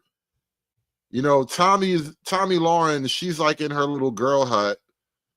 And this dude is in his fake jungle background. Just 2 fake plants for real. It's 2 fake plants and a one of those pull down background screens. Meanwhile, you got this motherfucker in a dark room. He's like in the bat cave somewhere, smoking cigarettes, telling everybody else why women need to stay the fuck home.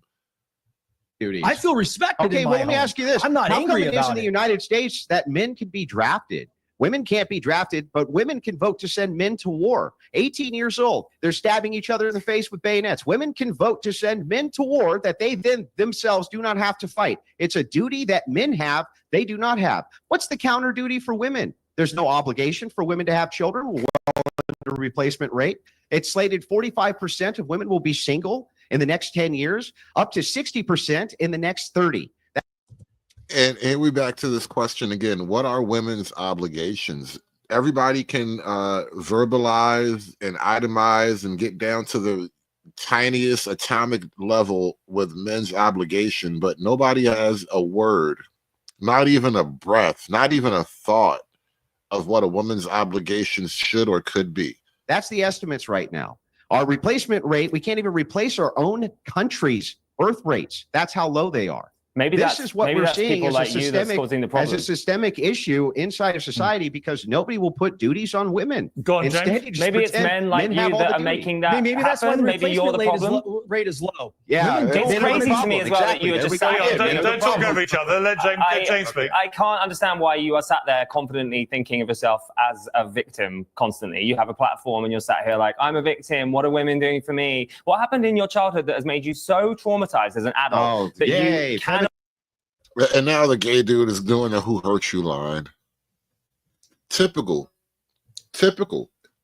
And you know what? This is why the manosphere, especially back before it got all popular and everybody tried to get it shut down, this is why it was such a critical, crucial thing, because the manosphere, it actually gave guys an arena to debate these things. It gave guys a gym where we could get in there, put the gloves on, and fight out these petty arguments. And the "Who hurt you" argument is basically 10 years ago. I haven't legitimately heard a "Who hurt you" argument in so long now. I wouldn't even respond to it.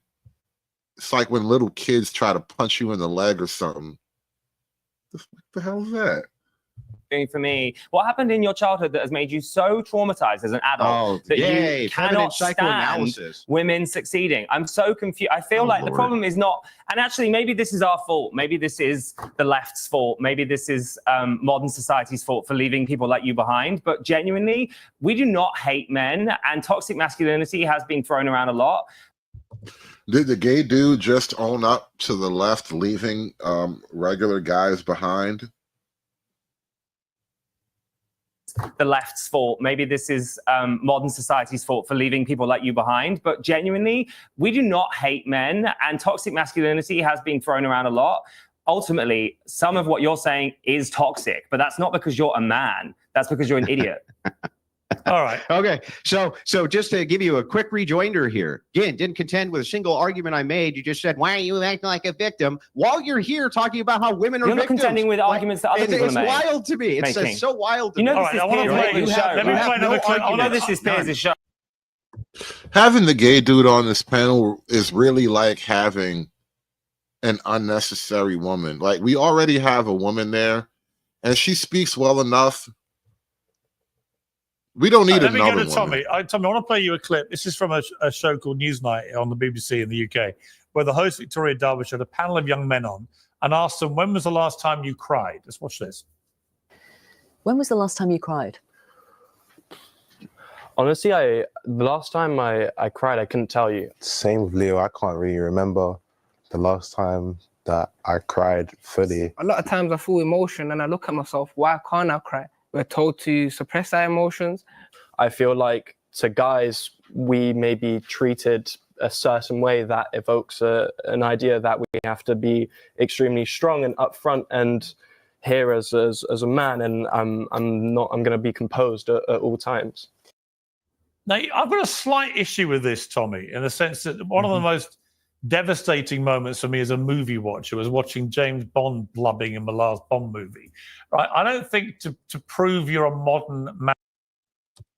You know, I was actually thinking about this earlier because somebody asked me a question about Thor, and I was explaining how they kind of nerfed Thor a little bit. They didn't nerf him power-wise, but like they kind of cucked him a little bit. Like in the first movie, he's the shit. You know, he's just this dude with a hammer, fights monsters and can't tell him nothing or whatever. Then he falls in love. Then his mom dies. Girlfriend left him. He kind of was, you know, down and out for a while. And then by the end of the whole arc, you got Lady Thor with his hammer, and he's raising some other guy's kid. Like, they literally cucked him by the end of the arc. I didn't care for that shit. And they didn't cuck James Bond anywhere near as bad as they did Thor. But yeah, Bond isn't supposed to be crying in movies. Man, you need to be sobbing all the time. You know, I can't remember the last time I cried. It doesn't make me less of a man or less empathetic to people or anything. I just think again, the pendulum issue of what we want men to be. I think we're now trying to persuade a lot of young men, if you're not emoting all the time, then you're being suppressed in some way. We have over here the British stiff upper lip, which I think gets a really bad rap. I think it's not a bad thing to actually not over emote. Your thoughts? Yeah, I agree. I think. Sorry, Sean. I'll come to you. Listen, That was for Tommy. I'll come to you in a minute, Sean. Oh, sorry, Tom. For Tommy. Sorry.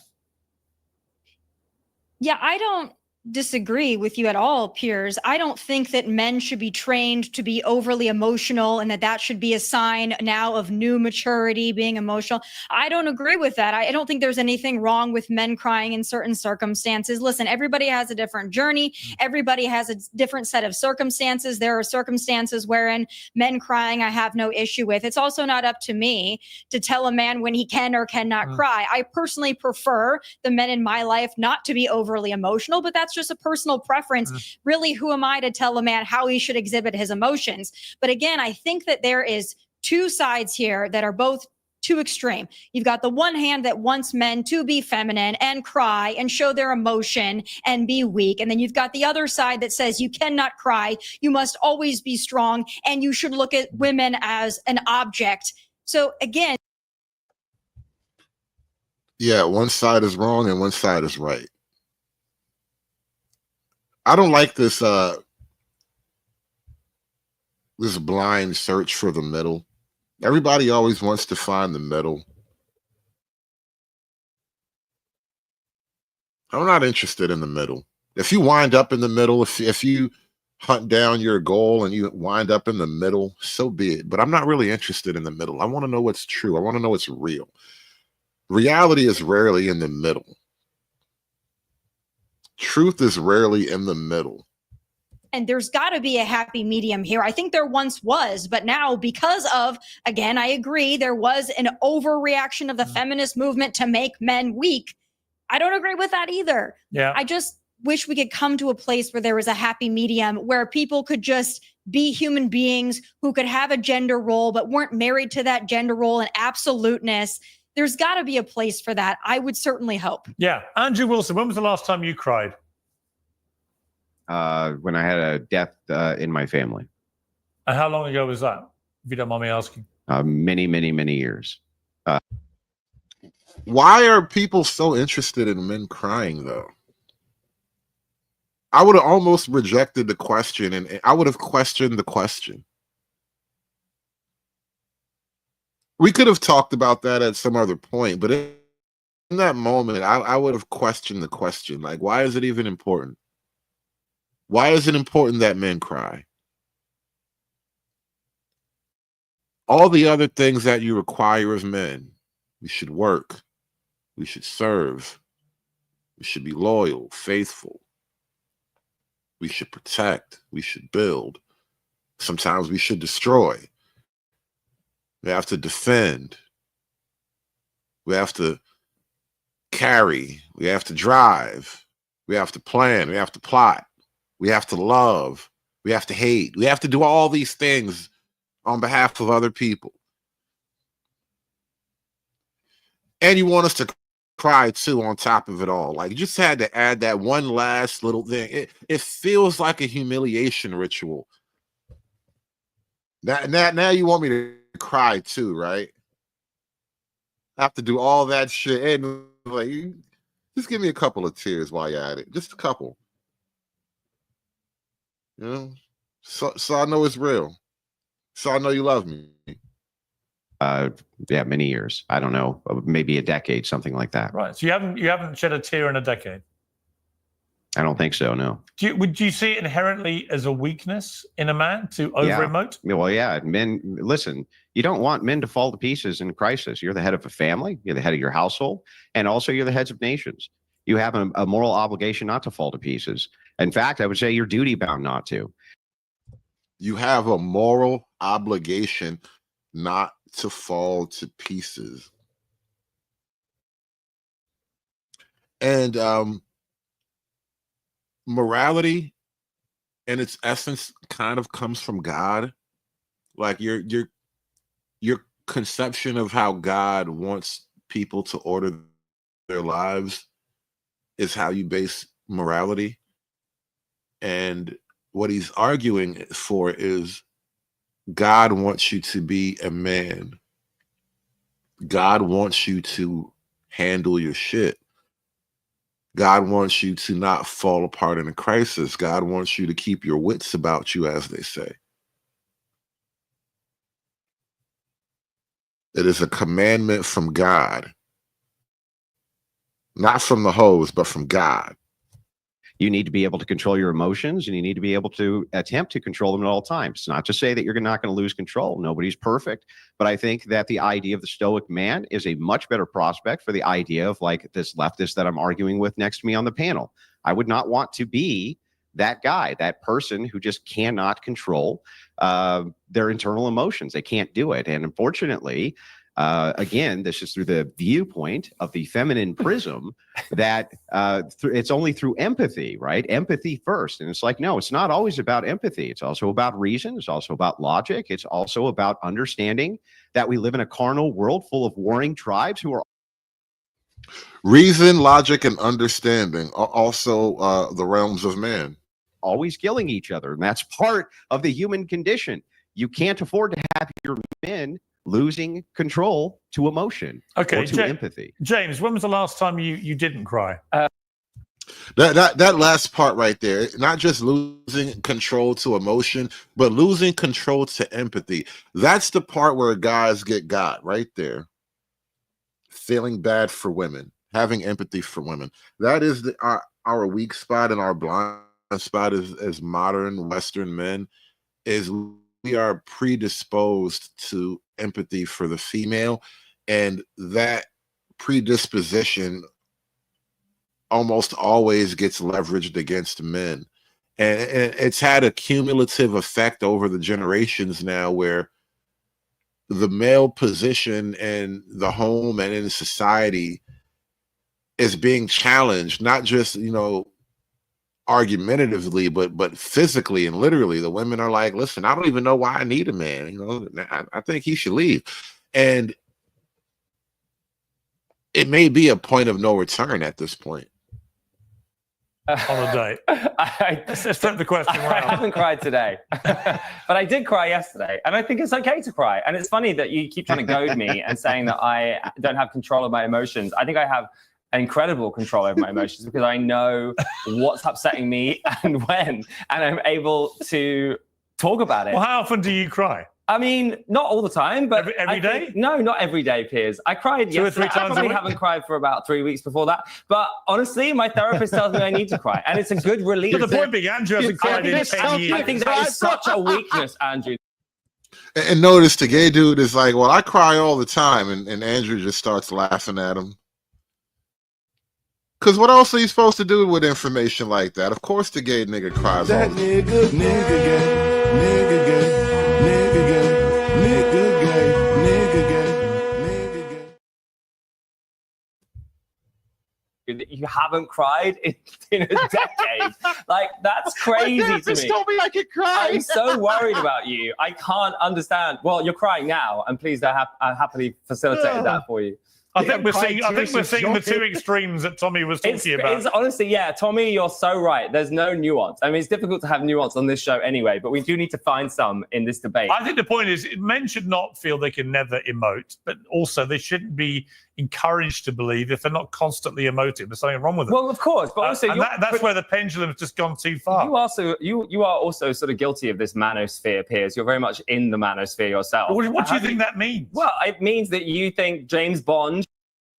How did Piers Morgan wind up in the manosphere? I reject that entry submission. He does not belong. Shouldn't cry, and if he does, that's a weakness. I want James Bond to be. I want him to seduce women, which he does. does. I want him to be a ruthless, steely-eyed dealer of death to bad guys. But also, I want him to have a cigarette with his whiskey or his Like shaken Andrew not here. stirred martini. Maybe Andrew is your type. And I don't want think- him sopping like a baby I all just the time. want to I say, don't. like Tommy might Because not. guess what? When you're in Her Majesty's Secret Service, you don't have time to I cry have all the time. very sad news about Her Majesty Piers. Sadly, she did pass away, and I'm Right. sure you cried at that, which is completely His within your Majesty right. now, obviously. but Tommy, actually, probably, the last Bond film was under Her Majesty, so I was correct. Fine, great fact checking.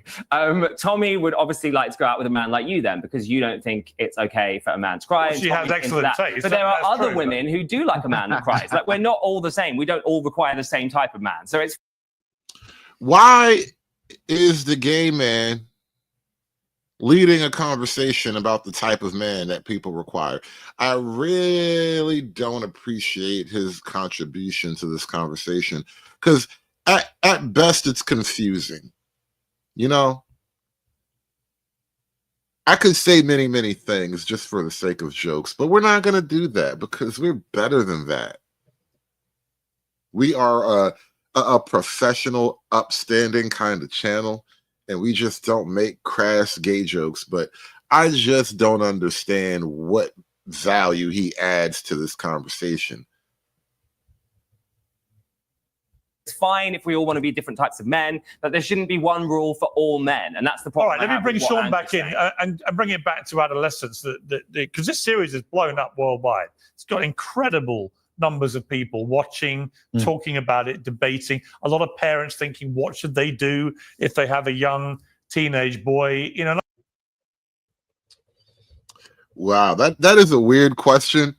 Because you typed it in the chat and now I put it up on screen, we're going to go there just a little bit. Facefacts in the chat asks, does he like a man who cries? And I'm going to throw this out there. I bet you even gay men don't like men who cry. I'm just going to put that out there. And I saw it, as I say, with my three sons, the Jonathan Haidt book about cell phones, you know, from 2010, when phones became smartphones, basically young people's brains started scrambling, and they've carried on scrambling ever since. That doesn't help. I think a lot of the issues that young men face are driven by stuff they see on their phone. I agree. I mean, you know, for this specific instance, my wife and I were waiting to give our children phones until at least 8th grade, right? At least 8th grade. We want to monitor what they're seeing and what they're being filled with. You know what? I think, and obviously this is like a gray area every parent has to work out, but you should probably if your kid's going to get a phone, you should get a regular flip phone until you're like 15. I think we need to bring back flip phones just for children. Give them cool colors. Put all your little cartoon designs on them. Kids can have phones. They can even bring them to school and all that shit. Put them on vibrating class. You can get a flip phone for kids. That's it. You're too dumb for a smartphone. There's poison on that shit. Right? Because again, they're subject to search engines. They hear things at school, then they go home, they search it on their phone, they search it in their room, and now they're wide open to this world that they don't need to be a part of because their brains haven't fully formed yet. They're still little. My son's almost 12, right? I got to be very careful of what he puts in his mind. And social media, for the things that we are doing as adults, yeah, it's pouring into our household and we're doing well with it. But for an adolescent, like these young kids, I'm seeing kids at dinners when we're at restaurant surfing TikTok while their parents are not even paying attention to what they're doing. Like that right there is a massive problem. And if we don't, as a society, get a hold of that, then this will never end. There will be more series like Adolescence that hit even harder because we're witnessing it in our own lives. Yeah, I mean, Andrew, you seem to be in agreement with some of that. Yeah, it's poison. There's no doubt. It re-scrambles children's brains, and it's very difficult to monitor. Even if you have parental controls, they can find ways around it. At school, they have peers who will assist them in getting around it. You have to monitor it really well. Smartphone technology for my own kids, it was kind of new. I wish that I, in retrospect, had done more guarding against that myself. You don't know the dangers of that technology. And, you know, we were asking this question all night. What do women owe men? And even beyond owing men something directly, I think when it comes to the issue of children, let me phrase this delicately because I don't want to phrase it as pure, straight up blame.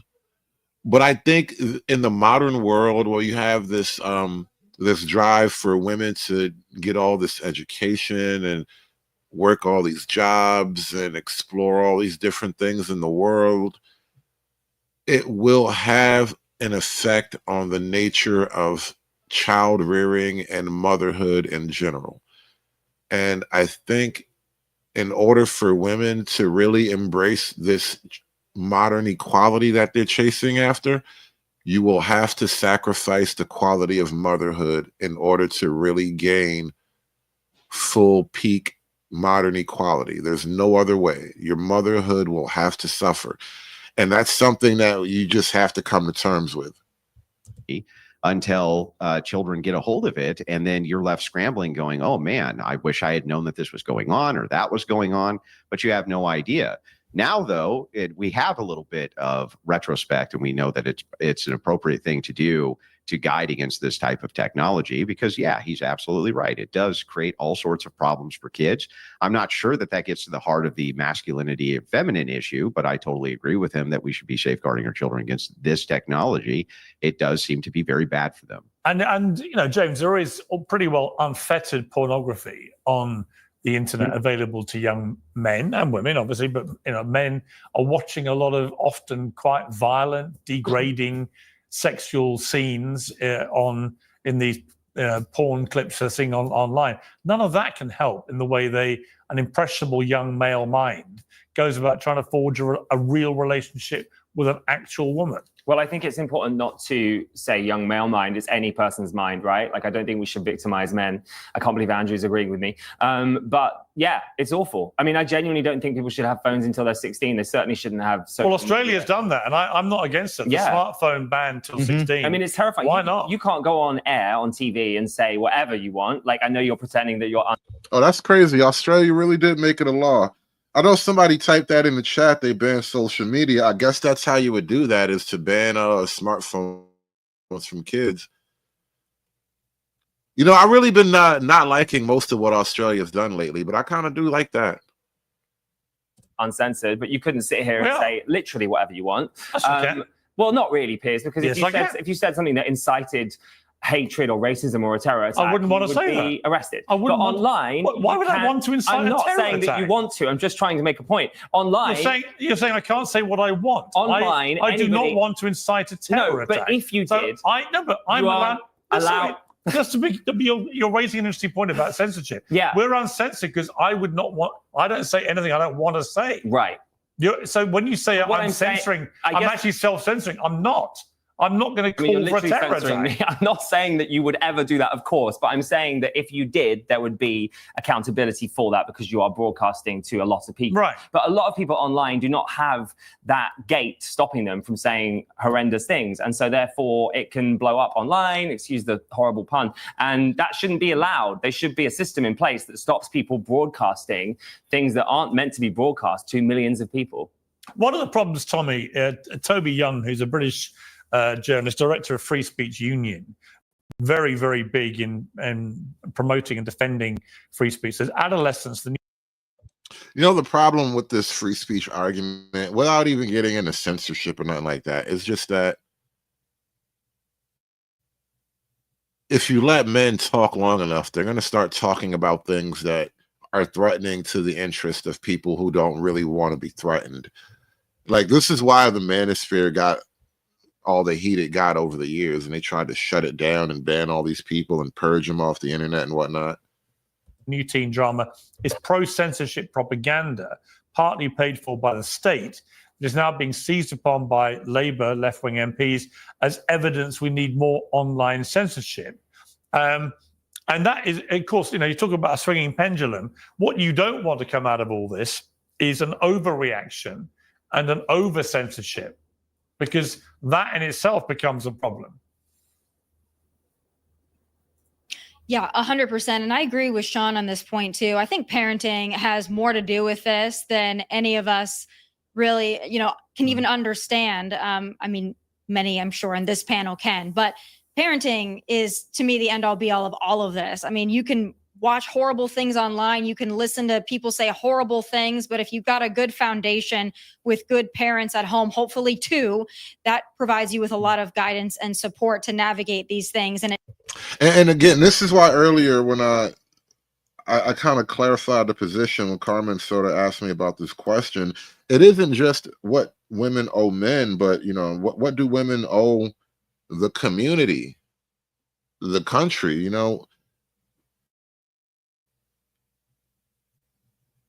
Most people would kind of look at women as the front line of parenting. And this isn't an argument for single motherhood at all, but the setup that people kind of have in their minds is that, dad's at work or off making money or whatever it is he's got to do, but mom is the front line of parenting. And now we're at this point where the front line of parenting seems to have broken. And it doesn't really, scramble your mind in the way that those that are not blessed with a two-parent household may be impacted by it. I don't believe that censorship is ever the answer.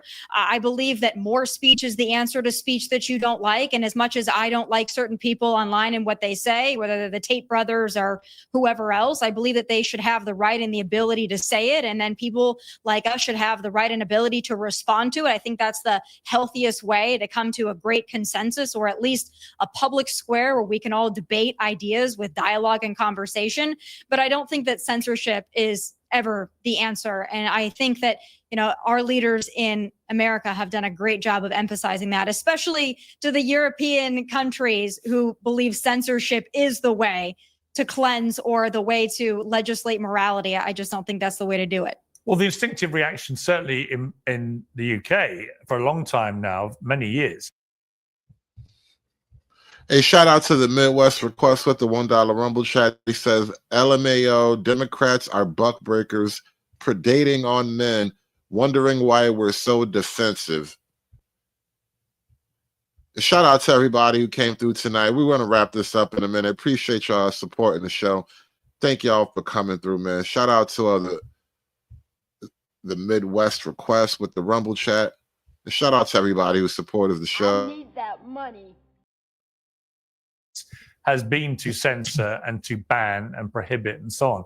And I think people are beginning to wake up to the downside of that, is that once you give away, once you chip away at things like freedom of speech, freedom of expression, you're heading down a pretty slippery road, which can be dictated by your government. And then that's not a place. It's interesting though, isn't it? I mean, I just want to make a side point, and I don't need to get into it, but like your government are banning books. Speaking of government, government censorship kind of follows the morality of women at this point. We censor things if women are offended by it. So they are literally talking about free speech whilst also banning free speech in it that they don't agree with. So what you're saying is nice, and I agree with you in principle, from but that's not literally libraries what is is not happening. the same as banning books. You talked about freedom of speech, right? And everyone coming together and having a discussion about it. But that's not what's happening. Yeah, but we're Putting talking about graphic in the gay home, porn not in into school. children's libraries is a little different. I mean, no one should be putting porn into a children's library. I think we all agree on that. Then why are you complaining that that's being Because that's not banned? what I'm discussing. I'm discussing books that talk about diversity, equality, that talk about Black Lives Matter, that talk about gay pride. You see, once she said gay pride, I knew you were full of shit. Anyway, shout out to Andrew Wilson for this great performance he put on over on Piers Morgan Uncensored. We never got to the bottom of this question. What do women owe men? I've been on a quest searching high and low for an answer to that question. What do women owe men? There are no answers. No one has really solved the riddle. I heard you guys putting out, your suggestions and all that, but I need the answer to come from a more definitive source. You know what I mean? And nobody's got an answer. The government doesn't want to answer it, Maybe I should read the Bible. Maybe it's in there somewhere. Anyway, we're going to wrap this up. I got to get out of here. Places to go, people to see. Got to get up in the morning. Appreciate you guys for coming through. Hit the like button on your way out. Y'all like, share, and subscribe. Thank you so much. Appreciate you guys coming through. Look for the answers, y'all. The truth is out there. I will catch you next time. Peace, y'all. It's done. It's done. It's done. It's done. It's done. It's done.